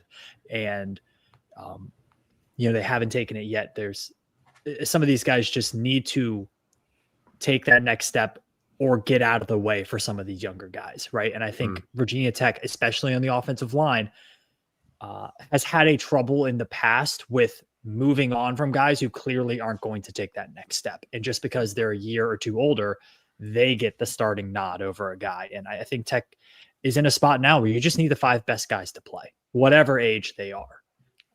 So I think it's going to be an improvement. I hope they're also looking to the future as well, though, because we're not playing for, like, let's face it, like this is not a team that's playing for an ACC title right now. Like you're trying to build something for the future here, especially on the offensive line. Did you brought this back up on the screen? Did you, Sam? Yeah, I was just looking at it because not a lot of offensive linemen on that list, guys. There weren't many. I mean, there's not many Terez left. Davis was going to be a long shot too. So, well, you know what I am seeing a lot of is linebacker, and I'm not seeing any green. It's a lot of red in the linebacker category. Clearly, we are looking for one. Yeah. I think Campbell's a pipe dream, but I mean, that would be sick. There's a sliver of hope that only one of those. They've pushed 2 linebacker visits back, canceled one, and they canceled Machado. And they pushed 2 back, and I think it's Murphy. I think he's the one that's visiting. That visited today or yesterday. Yesterday, according to the chart. Yeah, and then Miller's today. I mean, it'll just be interesting. Shout out to Colby for putting this thing together. By the way, yeah, legend. I think because Campbell hasn't taken any visits at all, I have a sliver of hope that it's like gone stealth mode on him. Okay. I mean, also this team did get Jordan Bass. And I think because of the off the field issues / injury, we've kind of forgotten about him, but he is a transfer portal guy that they brought in who was a 4-star recruit. Yeah. They're concerned about his weight though. He's dropped to like 205. He was 230. What are we not concerned about with Jordan Bass at this point, to be honest? I mean, can he eat something? They did for Christ's sake. It shouldn't be that hard to get fat in college. No, you would think. I did it easily. I'm still doing it. Coach Pry, if you graduated need 6 years somebody. ago. But yeah, as far as the portal needs, and I'm gonna pull this down. The portal needs that are left. Linebackers clearly on the list. Wide receiver seems to be on the list as an area. And you mentioned the Hawaii kid. Corner, with the Josh Clark news that's kind of come to light that he's going to miss the season. That's an addition that we might need to make as well. If you guys had to choose one position to add, we've got a D lineman, we got an O lineman. You can add one position. It could be one of those again. What do you want to add, Sam, going into 2025? Linebacker. 150% linebacker. What is that? Because you're concerned about the starters, or you're concerned about the depth? Both. Okay. All right. Yeah, I think I have to agree, but I also am just very curious to see if it was the coaching. Very curious to see if the linebacker play at crews in general and the scheme changes. I'm very with the interested. new DC. With the Yeah. new DC, I'm very interested to see if we go with who we have, and it's like, holy crap, what has happened? And But, Brett, those guys are playing the same position now for multiple seasons in a row, Yeah. which we haven't had linebackers that have done that in the last few years. I mean, I think Woodson's going to be a star, no pun intended. He's a stud. Yeah. He's a stud. Hopefully that's what we all think and what we all hope. What about you, Rob? What do you want to attack in the portal if you had to choose one? Corner. And I certainly understand the linebacker concerns and share them, but I feel like we're so thin at corner. We are. We also very young. Now we are. I know. I like Josh Clark a lot. Yeah, and I mean, you have Lovett and Thomas Williams, who both had some good reps last year, but neither of them was a starter last year. You're replacing two all ACC caliber corners in Strong and Delane, and it's like is Lovett especially ready to take that step to be like your number one lockdown guy? I hope so, but it'd also be nice. I guess we have Brown Murray as well, but I know he's battling some injuries, and Christian Ellis is out. I don't know how long. Right, and they brought in a bunch of like safety types, which is great, but like I still feel like they could have addressed corner a little bit more. So I'd like to see that. Yeah, unless Joseph Reddish is going to come in and be ready to start, I think we're going to. Well, he's a D2 player, so my guess is no. So they just shout out Wingate though. Yeah, right. They just showed a clip of Bulldogs, Tyler Warren's family sitting in their living room. What could have been? We're going to talk about Hokies that could have been. But now in Virginia, Atlee Raider. He's a beast, and he looks like he's going to be a Colt. He just got drafted by the Colts, right? Did they retire 44 in Indianapolis? Oh, that's a great question. I got to look that up. Dallas Clark? Is that? Yeah. Did they retire 44? If they didn't, that's going to be awesome. No. And usually they retire the jerseys and not the numbers, right? So they've retired Peyton Manning, Johnny Unitas, a few old guys, Raymond Berry. Yeah, old guys. 44. Have they retired like Reggie Indianapolis? Wayne? That's this they will. I mean, I doubt anyone is wearing 87 or 88 yet. They'll retire those, but could Warren single-handedly save Anthony Richardson's career? No. No. And here's like one thing about Tyler Warren that it like he's such a beast, but like you're the whole like big, strong, work harder than you thing works in college, and then we see a lot of those guys and they get to the NFL and it's like, oh crap. You mean everyone here is really big and strong and plays really hard? Like, I think he's going to be really, really interesting. I just think like he was the best player by far on a semifinal team. Like he was their everything. I know. Oh, see, they got offensively. I know Abdul Carter was on the team as well, but when they needed something on offense, it was Tyler Warren's show. And I just don't think that's going to go away in the pros. I think he's going to have more career. I think Danny he might have more like a Kyle Juszczyk kind of career, like in terms of. I think he's a better pass catcher route runner than Juszczyk because Juszczyk's like a fullback, but I could see him being like a novelty player like for a long time. I mean, you could say who's the NFL comp right now. There isn't one. I think it's Juszczyk. There isn't. It's to me. It's Kyle. See what Danny Kelly put. I would have said like Kittle or something. Is it Kittle? Like that's kind of who I thought of. Like Kittle. No but way. No, he doesn't. He doesn't have the length that Kittle has. He doesn't move quite like. He's that. not. He's built. He's not built like a. What about what about Goddard? No, Goddard lines up on the outside. But he like Warren. Well, so does Warren. I guess Warren doesn't move like. But Warren plays like that. He kind of plays that H-back role, like that Dalton Keene played. Yes, that's like where he's a do-it-all. That's really where he's good is that H-back role because he can block so well. So that's why like I just keep for some reason Kyle Juszczyk in my head. I just don't think he will be he can't not be a good pro. No, Like, I think he will be.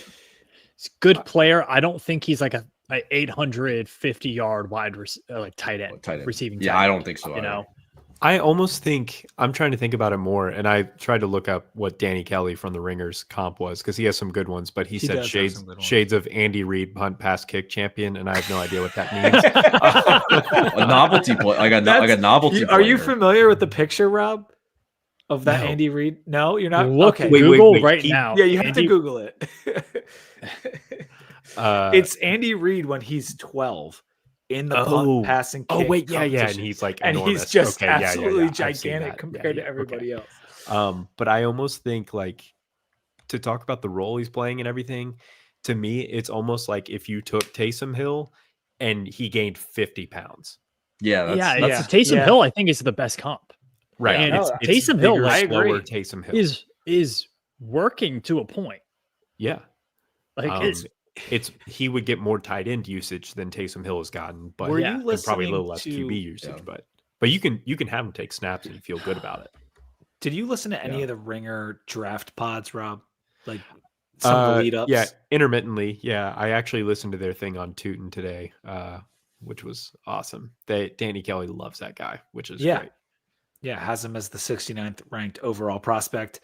If you go by him, that will be the first Hokie taken, but hard to say who it's going to be. I think it's extremely challenging to actually handicap who the first Hokie taken will be. We tried, and I'll put up the panel one more time. Couple differing opinions here, with Sam going with Tootin, me going with Strong, Irby going with Lane, and Brett also going with Strong. So he agrees with me.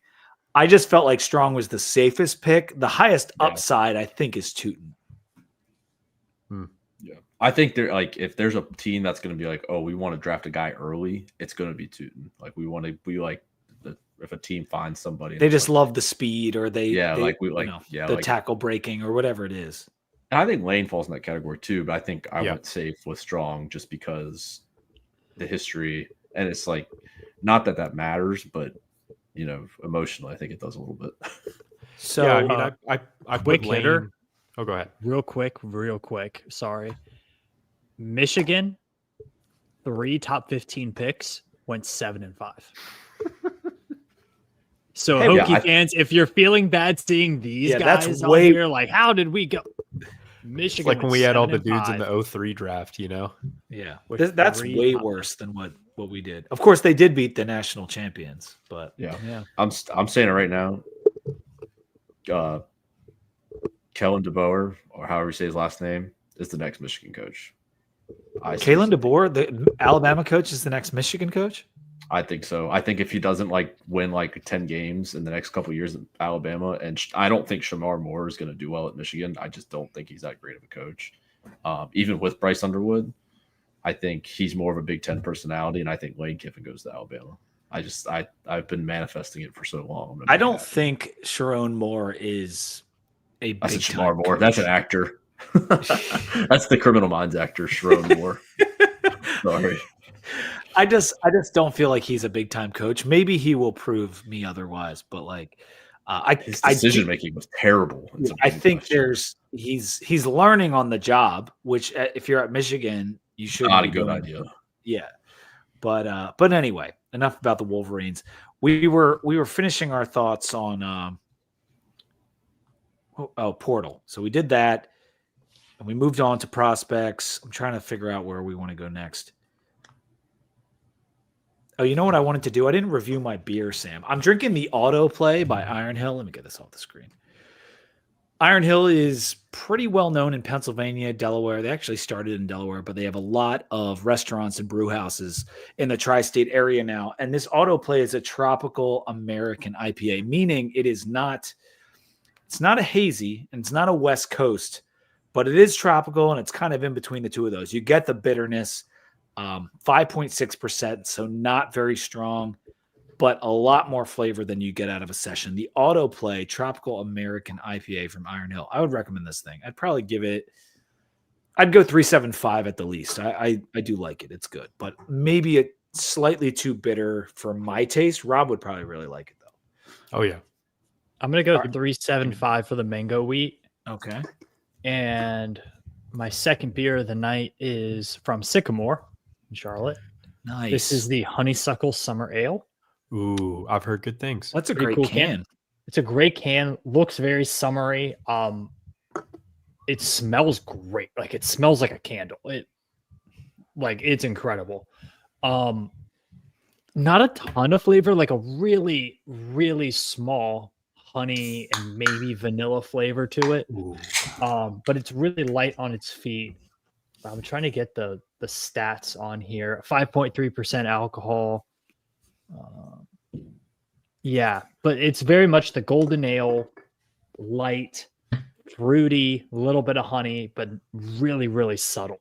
So if you you're can looking get for like a casual one, good one. You can get Sycamore in the stores near you, Sam. Yeah, so I actually went to Kroger looking for some Great Lakes for the Browns, get some Cleveland stuff on there. It said on their website it was here, but didn't have it.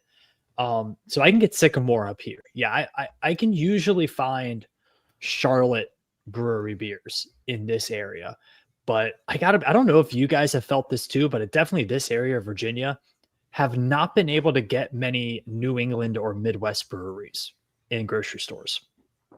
Total Wine. Haven't really found them.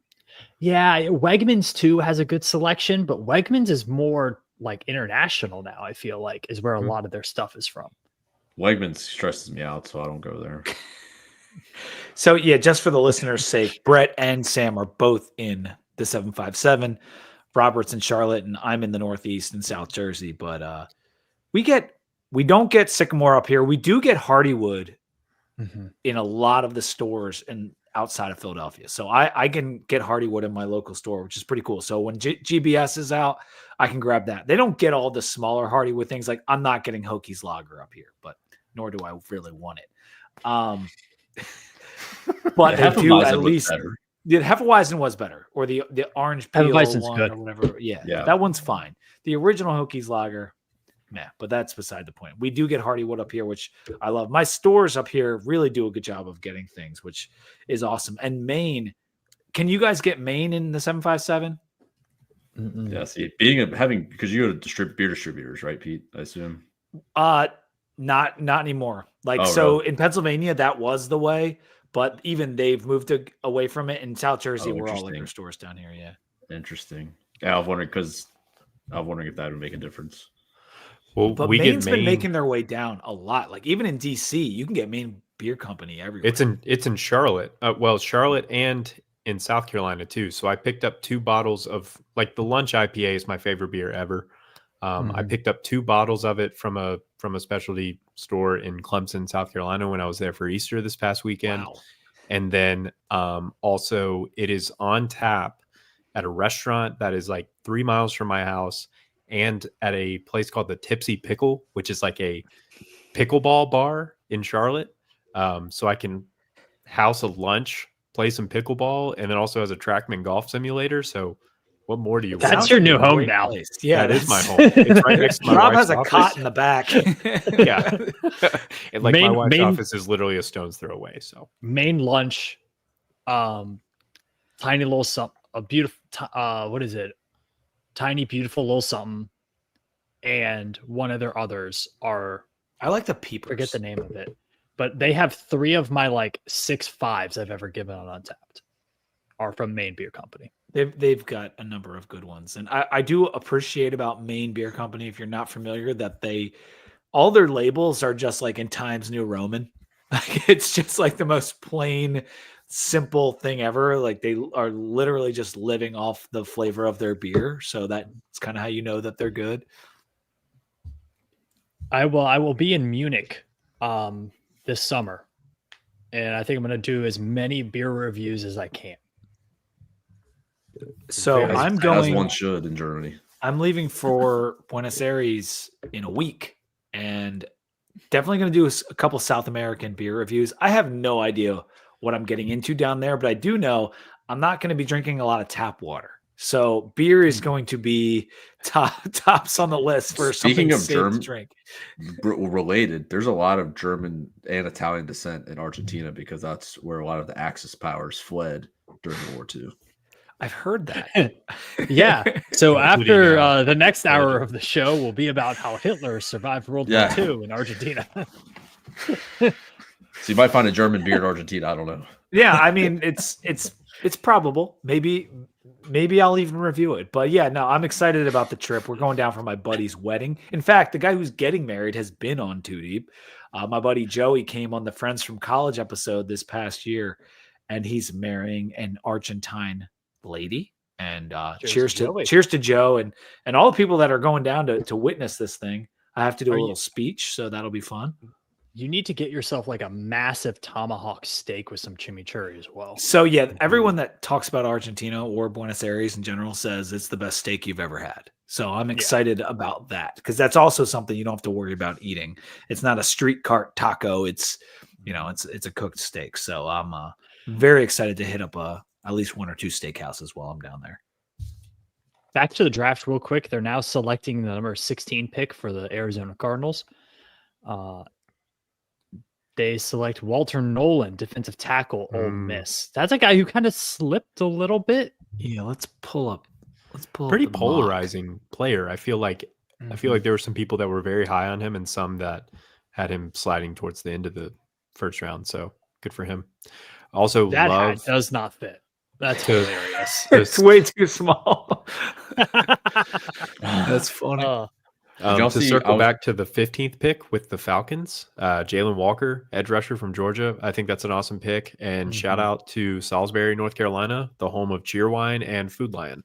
Cheerwine. And Jalen Walker. Cheerwine, Food Lion, Jalen Walker. Print the t-shirts. Yeah. The big This three. is the perfect time to talk about the Steelers and what they're going to do here because a lot of people have been earmarking Shedeur Sanders, most notably Peter Schrager, but other people have talked about the link between the two. Will the Steelers trade up? Will they be able to sit there and get Shedeur Sanders at 21? As a Steelers fan, witnessing what they've done at the quarterback position the last few years, Robert, what do you want them to do at 21? Do you think this smoke around Shedeur Sanders is real? Yeah, I mean, I do want them to go QB. I just think at this point, the waiting game for Aaron Rodgers just isn't worth it anymore because he's not that kind of quarterback anyway. And I think you already have that veteran kind of just like placeholder guy in Mason Rudolph, where it's like, Mason Rudolph can go out there and play like 5 games and, might win you 3 of them. And it's like, whatever. And then we throw the rookie in there.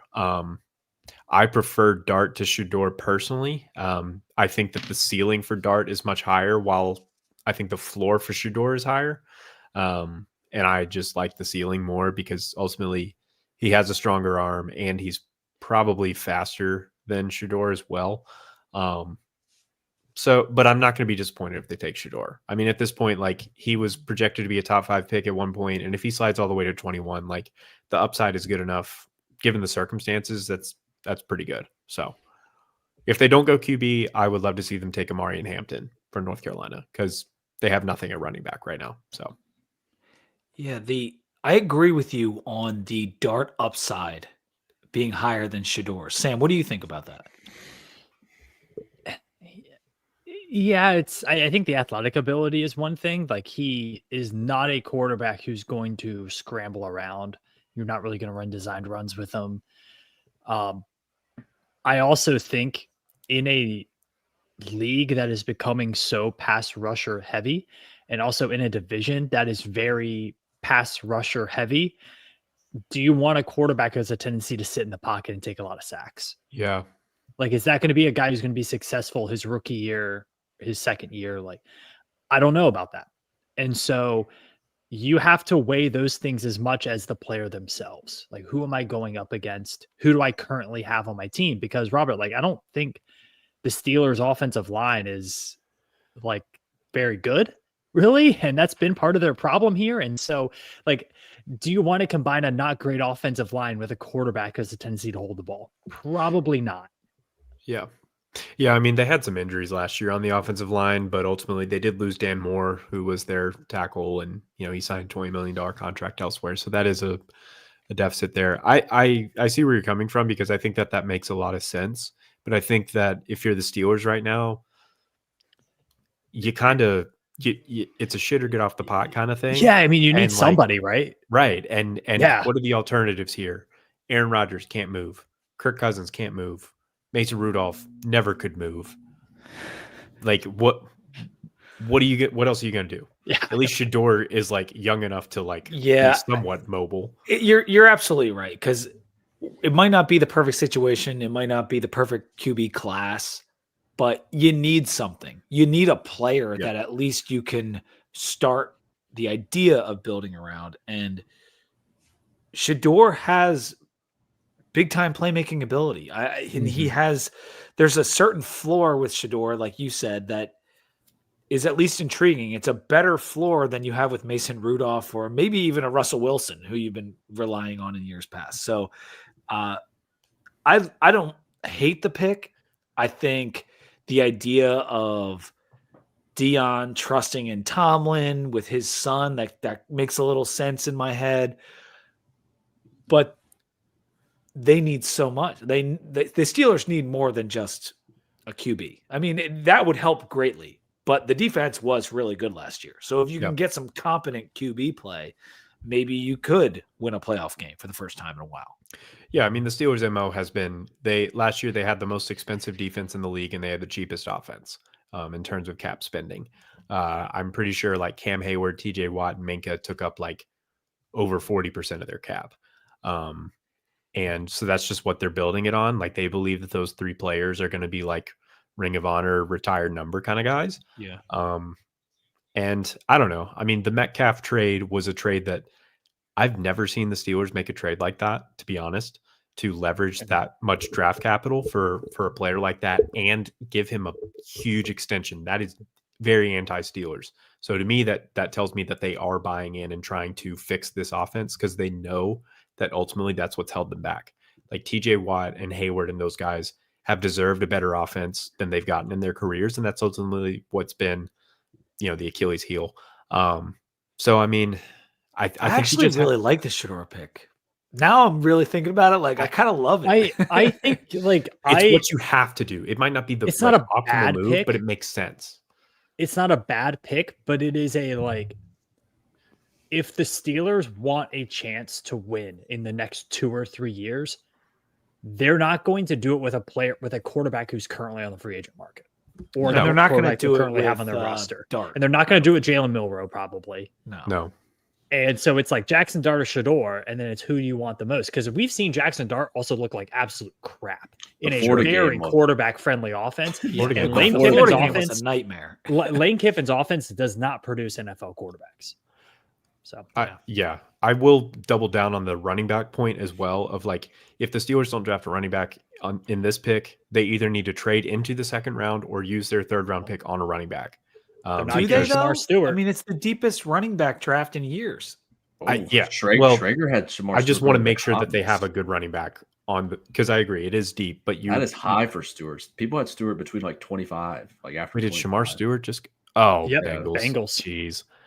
Leave it to the Bengals to screw. I mean, this guy is amazing. A freak of nature. I mean, he's really good, but he also had like 3 sacks in 3 years. Yeah, he didn't produce.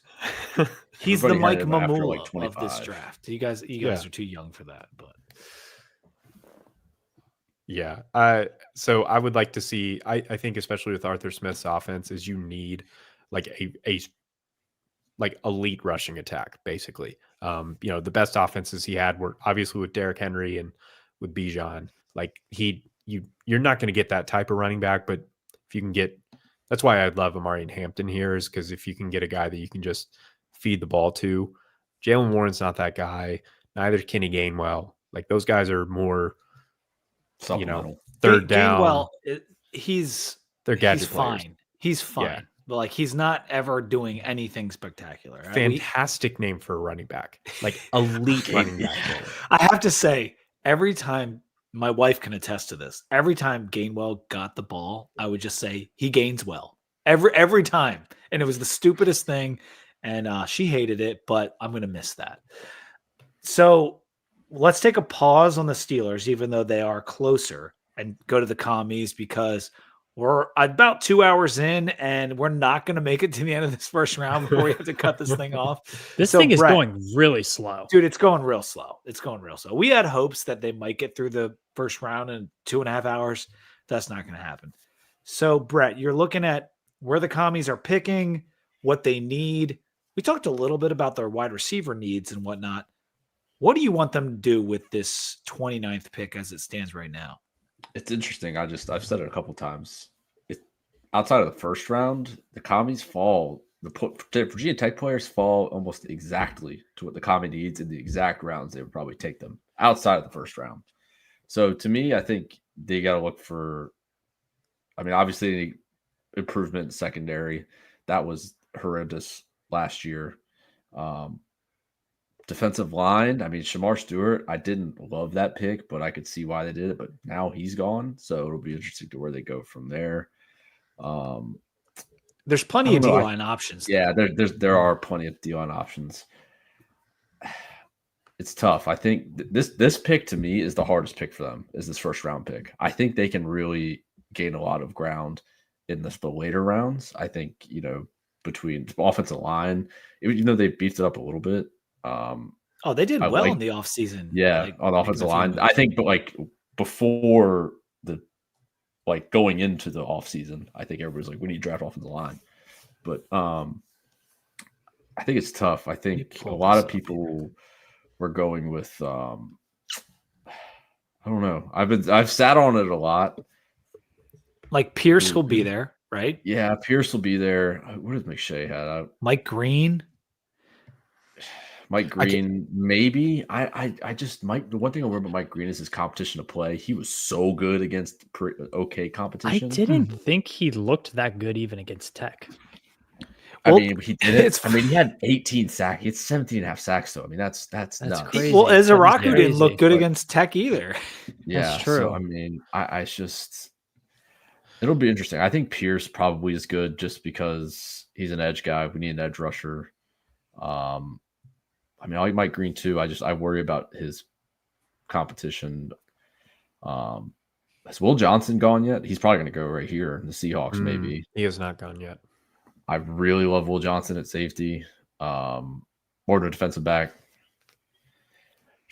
I think I don't know if he'll fall that far, but if they need help in the secondary big time. Sanistrul played out of position. He's really not a true wide corner.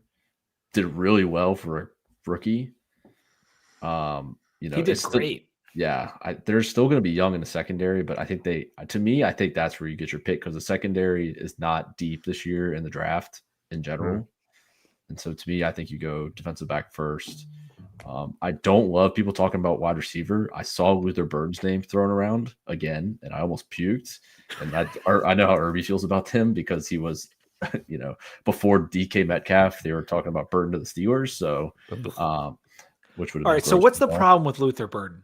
Just out of curiosity, he just did nothing. He had a good. They were a mess of an offense, though. He had a really good, but they had the same team. He had a really good junior year. Yeah, he had an amazing junior year. And then when people figured out who he was, he did nothing. And I don't know, his measurables. Is that more of a reflection on them having Drew Pine as a quarterback for part of the season? I guess it could be. I don't know. I like Luther Burden. I know that there's a lot of things that come with him that might not be optimal. But in the right team, I say all this to say, I wouldn't hate if the Eagles ended up with Luther Burden. Yeah. But we need a slot more than we would need a guy on the outside.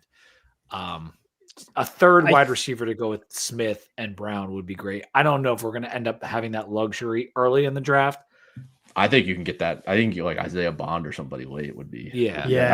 I would much rather get Bond. Golden's still up, right? Yeah. Yeah. I think Golden's out there. I think Bond in round 3 would be the ideal pick for the Eagles there. Bond is high ceiling, very low floor because what happened this year with him at Texas is pretty concerning, I think, after he was a monster at Alabama.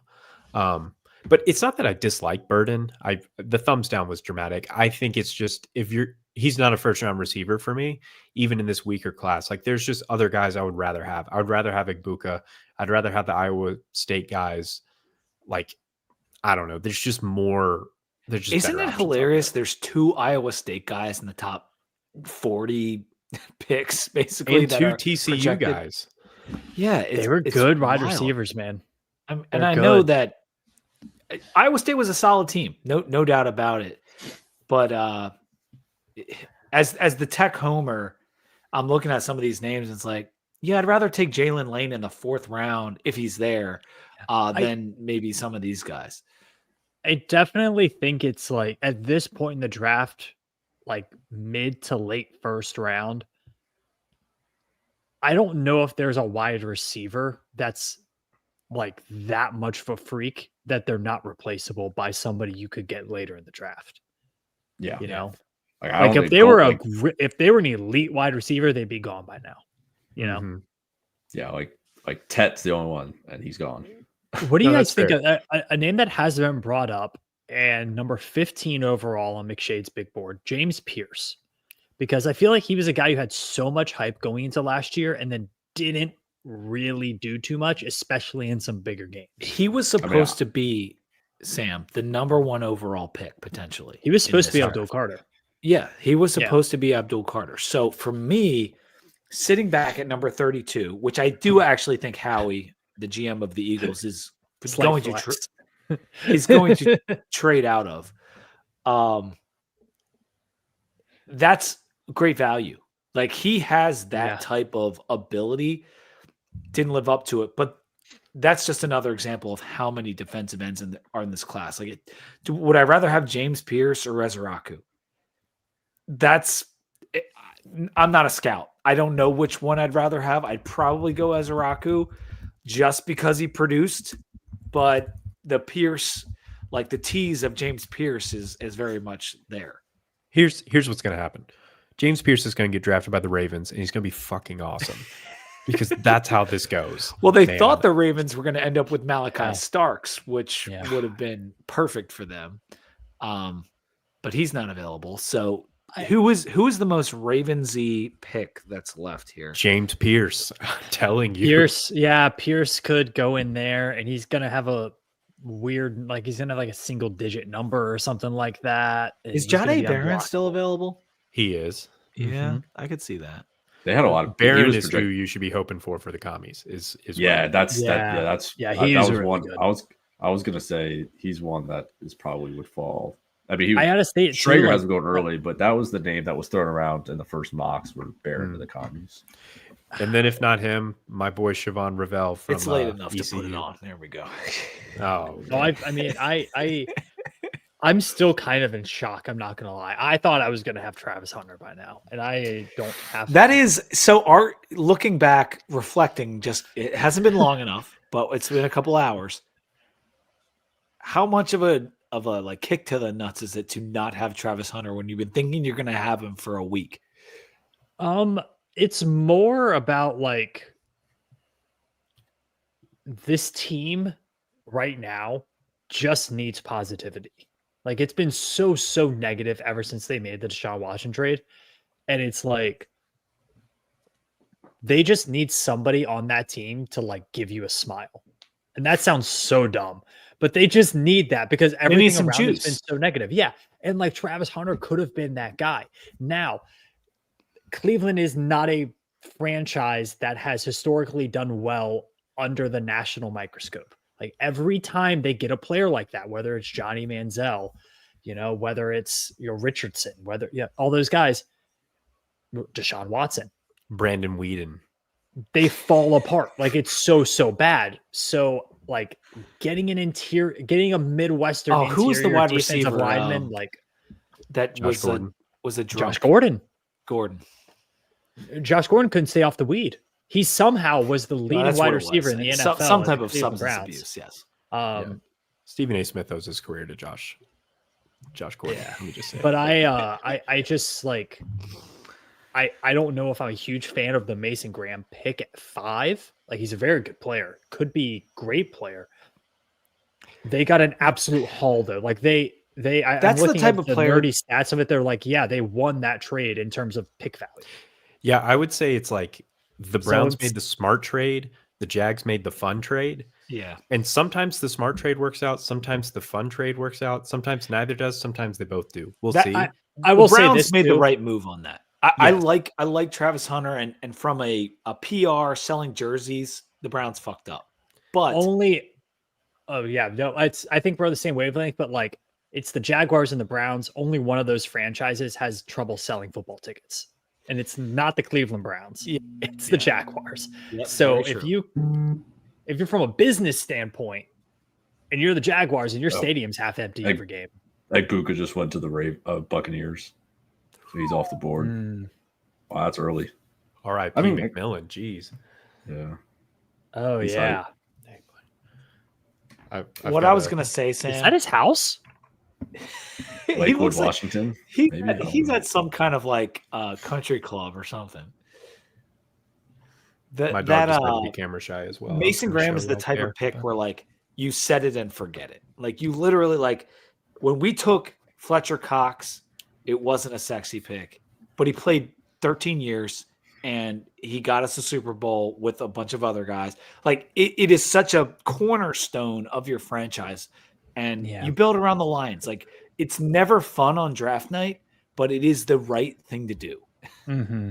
Yeah, no, it is. It is. And the Browns have a history of Ohio State and Michigan players as well. They like drafting those guys. So is the greatest draft pick in Browns history still Joe Thomas? I mean, I don't think you could draw up a better draft pick than Joe Thomas. But is he the second best Brown behind Jim Brown ever? Yeah, I'd say so. Yeah, well then that answers my question probably. Like, yeah. I mean, you have if you go back in time, they had some like historically great players, but like modern players, what Joe Thomas was able to do is like Cal Ripken-esque. Yeah. Like it's unheard of. I mean, how far down the list do you have to get to Wyatt Teller? Wyatt Teller was a great trade. If he can stay healthy this year, good. We need him to stay healthy. Like, yeah, that was a steal. It was a 5th round pick for him, or a 3rd round pick. It was a 5th round pick. They got Amari Cooper for a 5th round pick, and they got Wyatt Teller for a 5th round pick. That same GM traded for Deshaun Watson. That makes a lot of sense. That was a joke. That was sarcasm. Doesn't make any sense. The Deshaun Watson thing is just such a it's such a giant screw up. It's hard to like. They still like were okay the last 2 seasons, despite that giant screw up. Like they have been. I know last year they weren't good, but 2 years ago they were kind of good. They were the most injured team in the NFL last year, so that didn't help. Yeah. Well, it's because they draft. I've talked with Robert about this all the time. Like bad injury. Like, yeah, guess what? They also drafted a ton of players who have injury history. Yeah. Like Denzel Ward has been injured every other week since he was at Nordonia High School in Northeast Ohio. Like, I mean, they kind of did that to themselves with the injury thing. Robert's heard me yell about that for 3 years now. Yeah. We like to vent while also making fun of each other. It's an interesting dynamic. And bad teams get bad luck, and good teams get good luck. Like Landon Dickerson hurt senior year at Alabama. Eagles draft him. It was a risky draft pick. Guess what? Landon Dickerson's unbelievable. Monster. And he's probably going to be in the NFL for 12 years. So sometimes I get the idea of not worrying about the injuries to a point.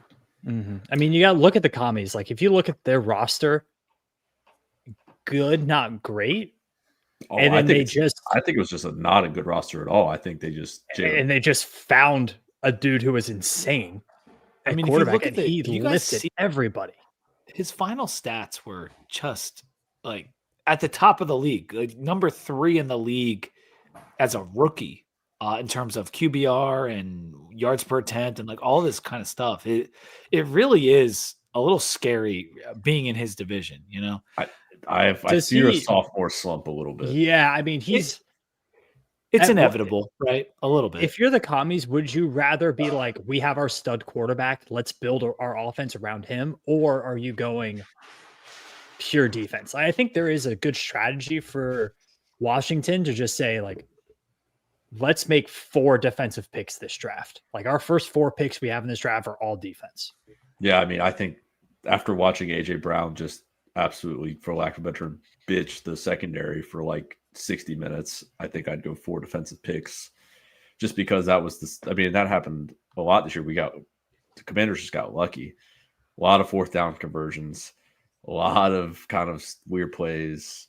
I think defensive picks are the way to go. I think if they can get like Tootin late, I think they have enough on the offense to compete. I mean, Debo, obviously, we know the concerns with him with injuries, age, whatever. Terry McLaurin, now people can see what Terry really is because he had a quarterback that can get him the ball. Yeah, and he is awesome.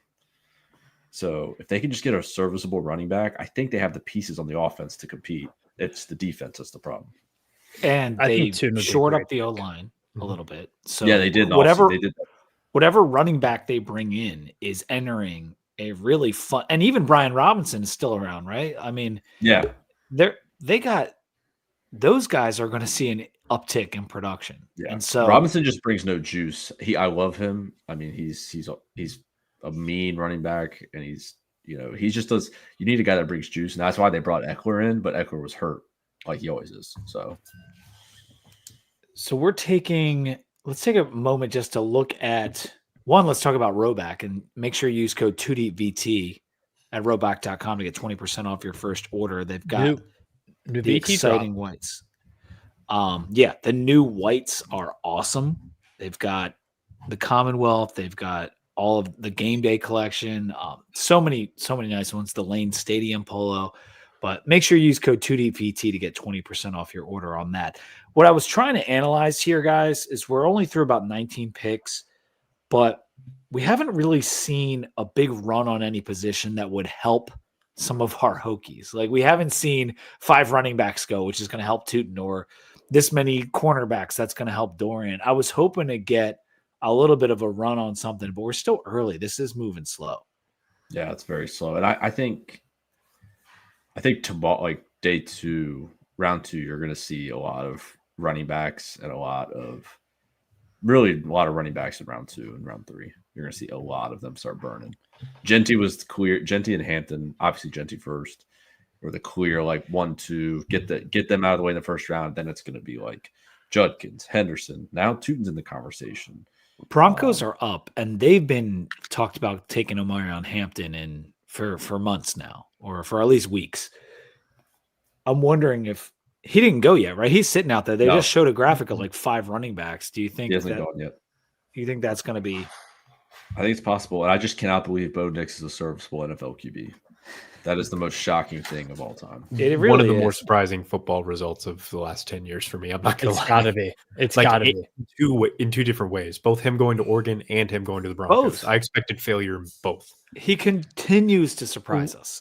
Speaking of Oregon, really quick, and talking quarterbacks, Dylan Gabriel. Is he a guy like I feel like 6th round draft pick kind of thing? Yeah.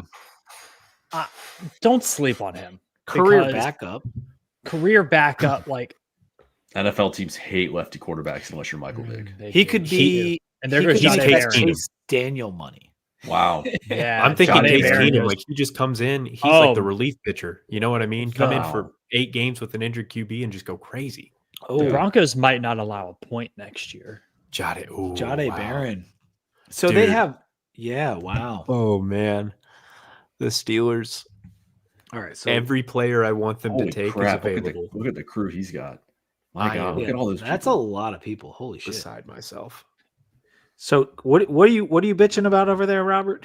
He's just nervous. I'm not bitching. I'm freaking out. Like all 3 of the players that I want them to draft are available right now. Oh wow! Like it's okay. Can you name them for us? Where does Sanders fall if he doesn't? Shador Sanders, Marion Hampton. I will be tickled pink. I got to be honest, Robert. Out of those 3, I'd be most nervous about you drafting Marion Hampton. I don't know. I'm a huge Hampton guy. I think he's a monster.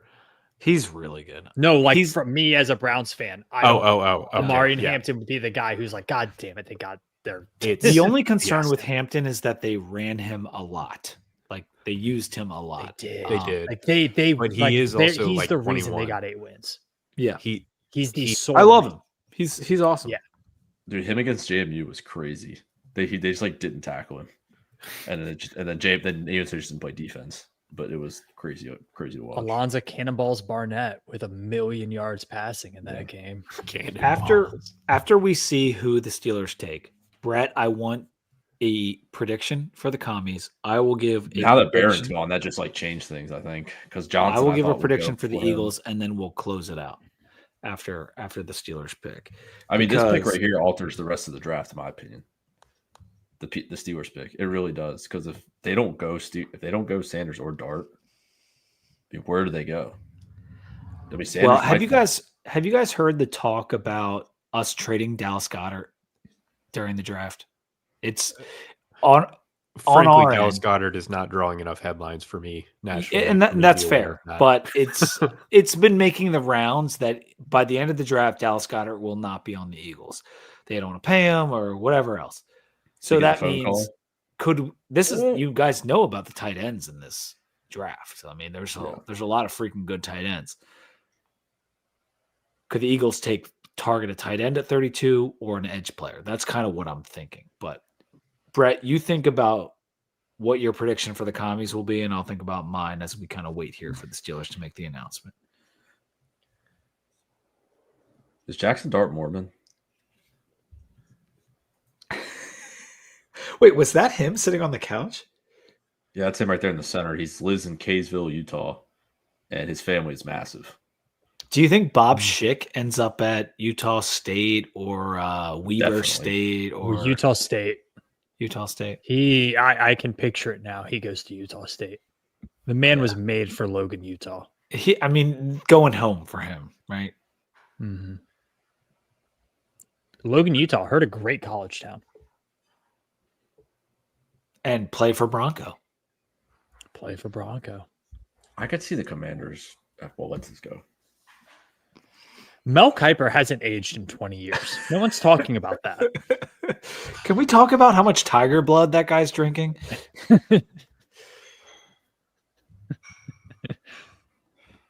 Unicorn blood from Harry Potter. You know who has aged?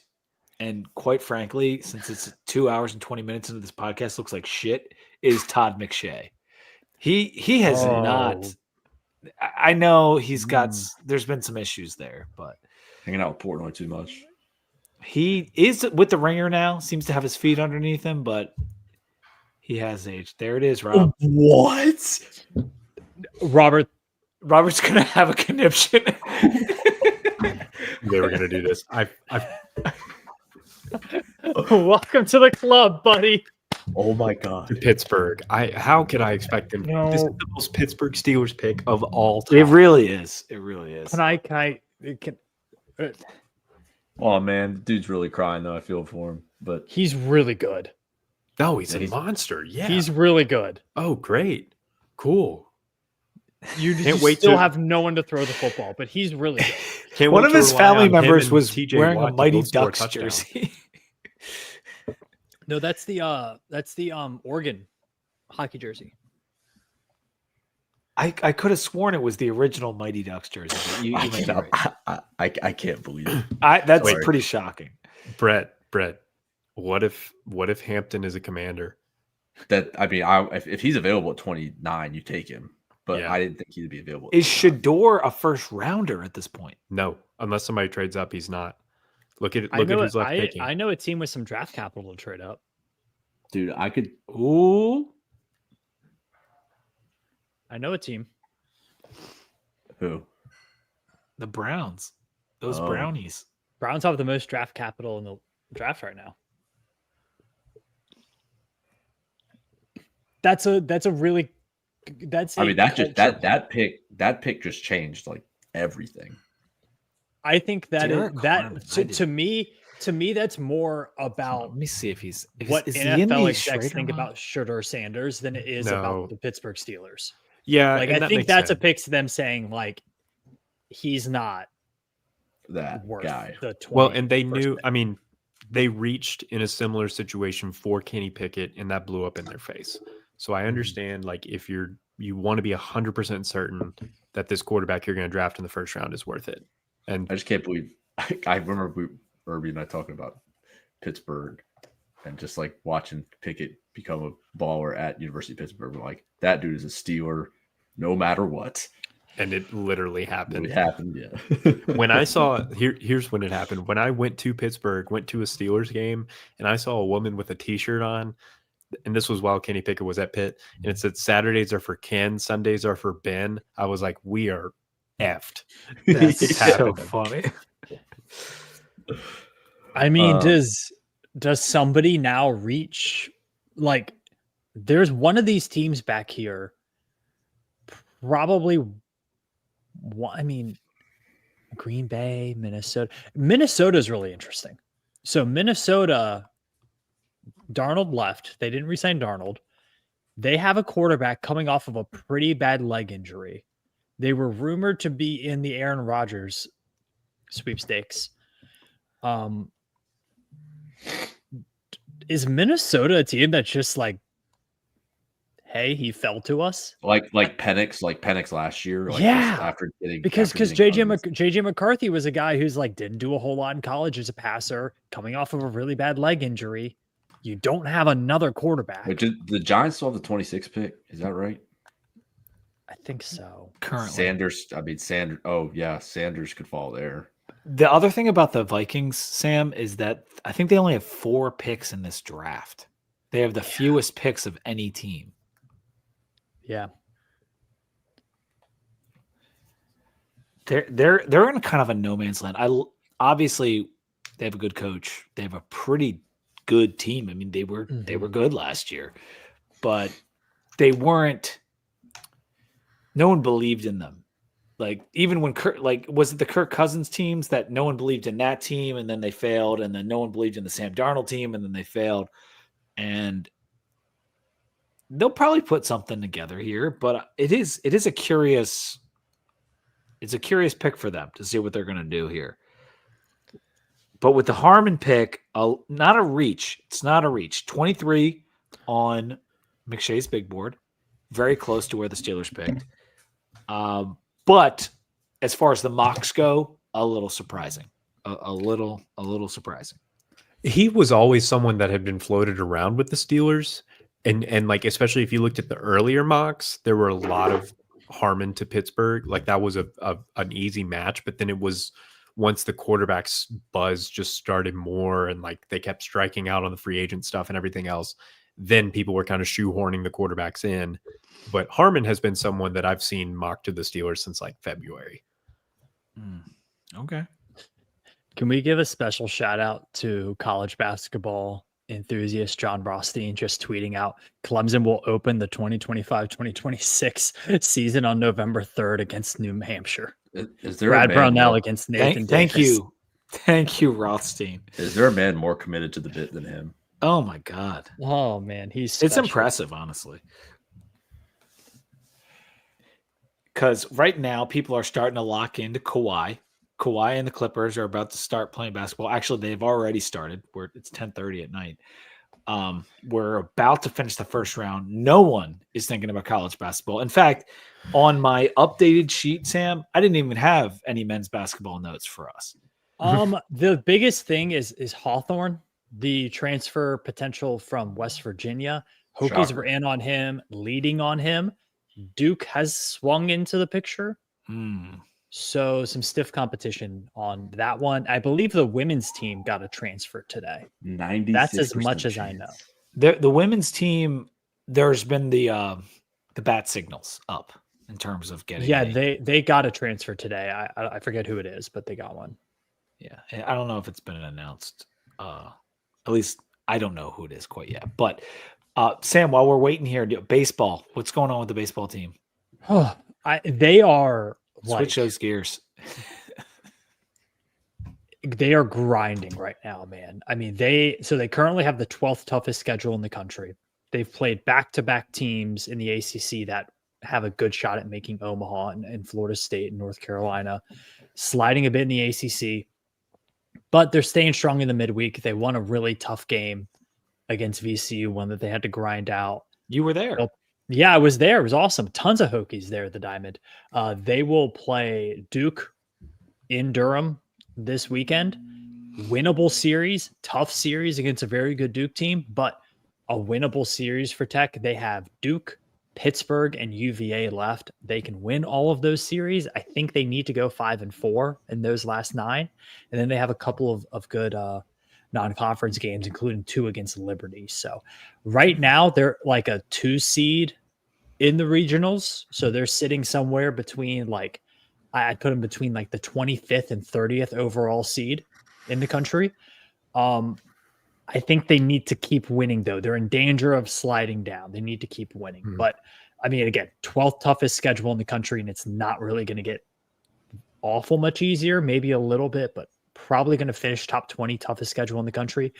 Top 25 in the Diamond Sports ranking by D1 Baseball, which is like the advanced RPI ranking. So they're doing a good job. They're just really injured right now. They're banged they have a ton up. of injury. They're really banged up. Like they have guys playing positions that they don't really play a lot. The bullpen is really thin. They're still without Madden Clement, who is supposed to be back by now. So I don't know if he had a relapse in his injury or not, but this team is battling right now. It's a testament really to the battling. recruiting that they've been able to hang as tough as they this have. is, I mean, we knew going into this season it was probably the deepest team John Sheff had at Virginia Tech. But I mean, if these injuries had happened to any of his other teams, they'd be like in the dumpster by now. All right, we need breaking news here. Did you guys just see what I just saw? I don't know. Like on the draft? Yeah, like can you be more specific? the Chargers are up, and they just flashed like pick is in. Then they showed the pick, and then they took it away. What? It might have been an error. I don't know. Well, they ran out of time. It was Shador. What if It What? flashed? I It think flashed okay. Shador. I'm gonna put pieces together here. I was watching their time run out, and so that usually happens when they're trying to make a trade. So I think somebody just traded in to try to get Shador. That was crazy. And like I don't have the volume on, so you know it. But Yeah, it flashed Shador Sanders, and it was like Chargers. No, my stream is behind as well. I'm just kind of following on the little draft tracker. I can rewind. Hold on. YouTube TV is a beautiful thing. Yeah. Yeah, let's hold here. I feel like the Chargers might have traded out of Hold. this pick. Hold. Go to the movie.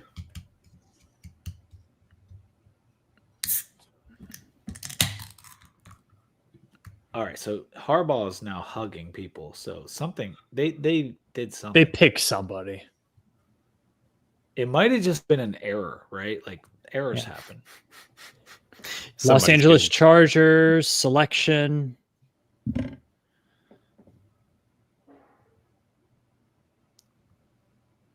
Completely different. Oh, there goes Hampton. That's a very Harbaugh pick. Omarion Hampton to the Chargers. It's a good pick for them. They needed a run game. Well, they needed offense, but Yeah, considering Justin Yeah. Herbert can't throw in the playoffs, they need someone to hand it off to. yeah. RIP, my boy. Najee Harris, rip my guy. yeah, he's dead.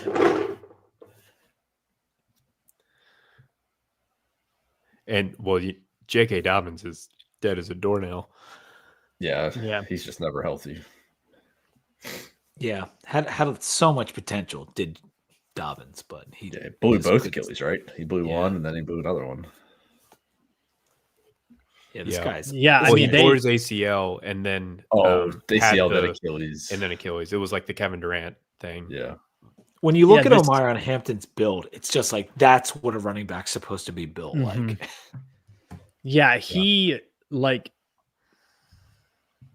he has such the combination of workhorse running back who can take the beating, but also can catch out of the backfield, can be your third down back, can be a bit of a scat back in a slot kind of position. Like he does so much for you as a running back. He's going to be, Hampton be yeah. the most successful UNC player since who? Lawrence Taylor, Let's think. Julius Peppers. Peppers. Yeah. So much wasted talent at that school. It's unbelievable. Unreal. I mean, who else have they had that's Mitch been Trubisky. good? Mac Hollins. Okay. Still playing. That's still crazy. I forgot about that. My boy Switzer had a nice run with the Steelers for a couple Switzer. of years. They had a linebacker, right? Surratt, right? What Surratt, happened to Chaz Surratt? I don't know. Or Hakeem Nicks. Hakeem Nicks was good for Hakeem the Giants Nicks. for Oh, a couple of Hakeem years. Nicks, yeah. Hakeem Nicks had Eric Ebron, tight end. Eric Yeah. Ebron. Oh, Drake May. Forgot about him. They've put a lot of talent in the NFL. They've put a lot of players in the NFL. Yeah, that's a good way to put it. I mean, Drake May, obviously. I'd be curious. Do you think it's more like NFL draft picks since 2000? It's got to be Tech over UNC, right? Yeah. Oh, yeah. I would think say it so. is. Yeah, but But Jeff it's probably Saturday not with as UNC, far as we didn't know think that. it is. no, probably not. I mean, UNC kind of hit a downturn when Tech was hitting an upturn. Well, I'll when say they every- had Butch Davis, they fielded some talent when they were cheap. They won UNC in a 2-year span, won 5 games. Dang. Larry Fedora, right? Yeah. Yeah. I'll He say was- that He was a joke. if you go back and look at Tech's first round picks, none of them really ended up being busts. Terrell Edmonds had probably like the shortest longevity in terms of Yeah. success. He No, didn't. Yeah, yeah. he didn't play up to a He first wasn't round. great. Well, Caleb Um, Farley. Oh, Farley. Well, yeah, he just hasn't played at all. But Yeah. maybe I guess him. But in terms of other first round draft picks that Tech's had, really, yeah, I all mean of them had pretty Tremaine got a bag. Tremaine got a bag. Darisaw. David D'Angelo Hall Wilson had a was crazy great career. until Yeah, David Wilson. Injury. God, dude. I remember drafting Kevin David Jones Wilson in the was first good round for of a my bit. fantasy draft that year. And then he Yeah, got Kevin hurt. Jones was the interesting one. he was good for Yeah. a bit. Kevin Jones had injuries too. Druckenmiller was a bust, but that's Yeah, going that's back true. to the beginning. He's like a famous bust. He basically killed the 49ers dynasty. Yeah, and guess what? They were still fine. I guess. Okay, so you're saying he ended it after all. He was supposed to the Super pick. Bowls. Yeah, he was supposed to. He was pick off supposed to Steve Young left succeed off. Steve Young. Yes. Yes, he is known in the lore as they had this succession of quarterbacks and he was the one that ended it. Gotcha. It's funny though; they are always go every decade, even since then. They have been in a Super Bowl. Like I'll be right back They before make we a end Super this. Bowl. They don't win necessarily, but they make one. Yeah. I think the Packers probably go Will Johnson here, by the way. I got to run here shortly. So after, All right, so I'll give me give- your prediction, Brent. yeah, I want to say, let me give you my Commanders prediction. Well, Hampton didn't follow me, so that was a long shot anyway. But I think I could see them going. I cannot pronounce his name. The dude from South Carolina at safety. I could see them going to Manuari. I don't think they go. I don't think they go Scort. Is it Scourton or Scorton from Texas A&M, the other edge rusher? I don't think they go him. I think the one to draft was Shamar Stewart. So I don't think they go with him. Jade Barron was the one that I thought of. Is Malachi Starks is available, right? Yeah, Starks is the one I was thinking. I'm going to go with Emanuari. I think Okay. he's 6'3", 220, playing He's safety. great. I think they need losing Jeremy Chin. They got Will Harris, but I don't love the idea of Will Harris. I think they could play together. I think they need another open space tackle or another person as an enforcer. If they don't go defensive back, and I think Barron was the defensive back pick because I think they might be able to get like Trey Amos in the second round. They might no, they don't have a second round pick. They have a third round pick. I don't know. It'd be tough. That's another thing. The listeners, there's only 5 picks for the Commanders. Only 5. Yeah. So Right now. not having a second round pick really does kind of screw them in terms of getting a defensive back, I think, because there's a few that'll go in the second round. I think Hairston from Kentucky, Trey Amos, Quincy Riley. There's several guys that'll go in the second round. So It seems like the Commanders could be a prime trade candidate.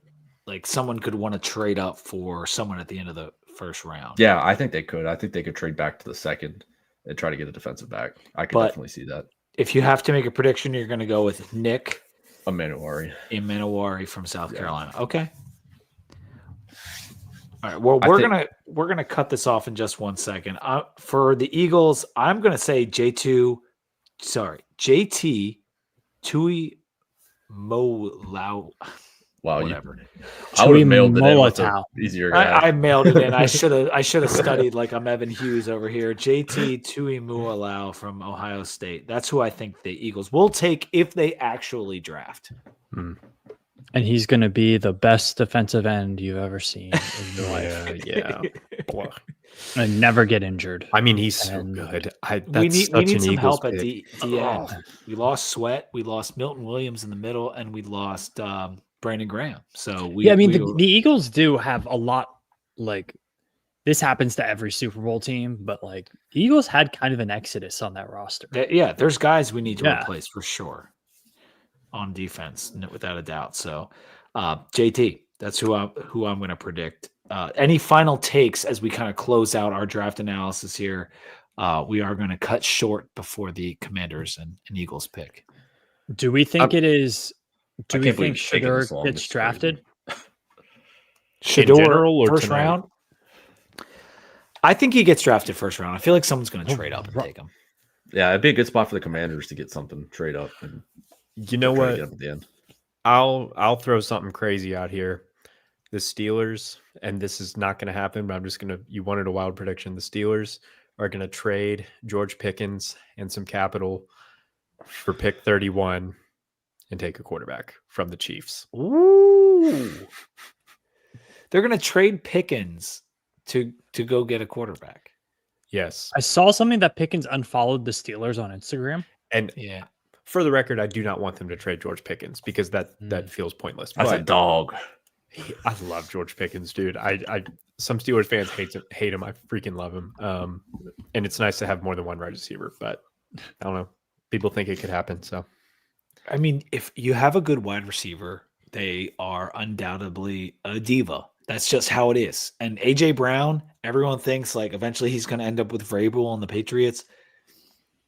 When we got AJ Brown, it changed everything for us. Mm-hmm. Like absolutely everything. He's not a guy that you get easily or trade away. And I'm not saying Pickens is him, but it's a similar mindset in that I'd be hesitant to trade someone like that. Well, to me, he's almost more like Devonta Smith in that scenario, I feel like. Well, I guess so. Now because that you have Metcalf. Right. Like if we're looking at it from the Eagles' perspective, like Metcalf is that guy you bring in, that behemoth that demands all this attention, and Pickens is kind of that slim, deep threat that can just kind of Slim Pickens. Slim Pickens. He can just kind of cut his way through the one-on-one coverage and really stretch the field. I just feel like if you're gonna go get a quarterback, give him every opportunity to succeed. Meaning, keep them both. I'm not saying it's a good move. I'm just saying you wanted a wild prediction.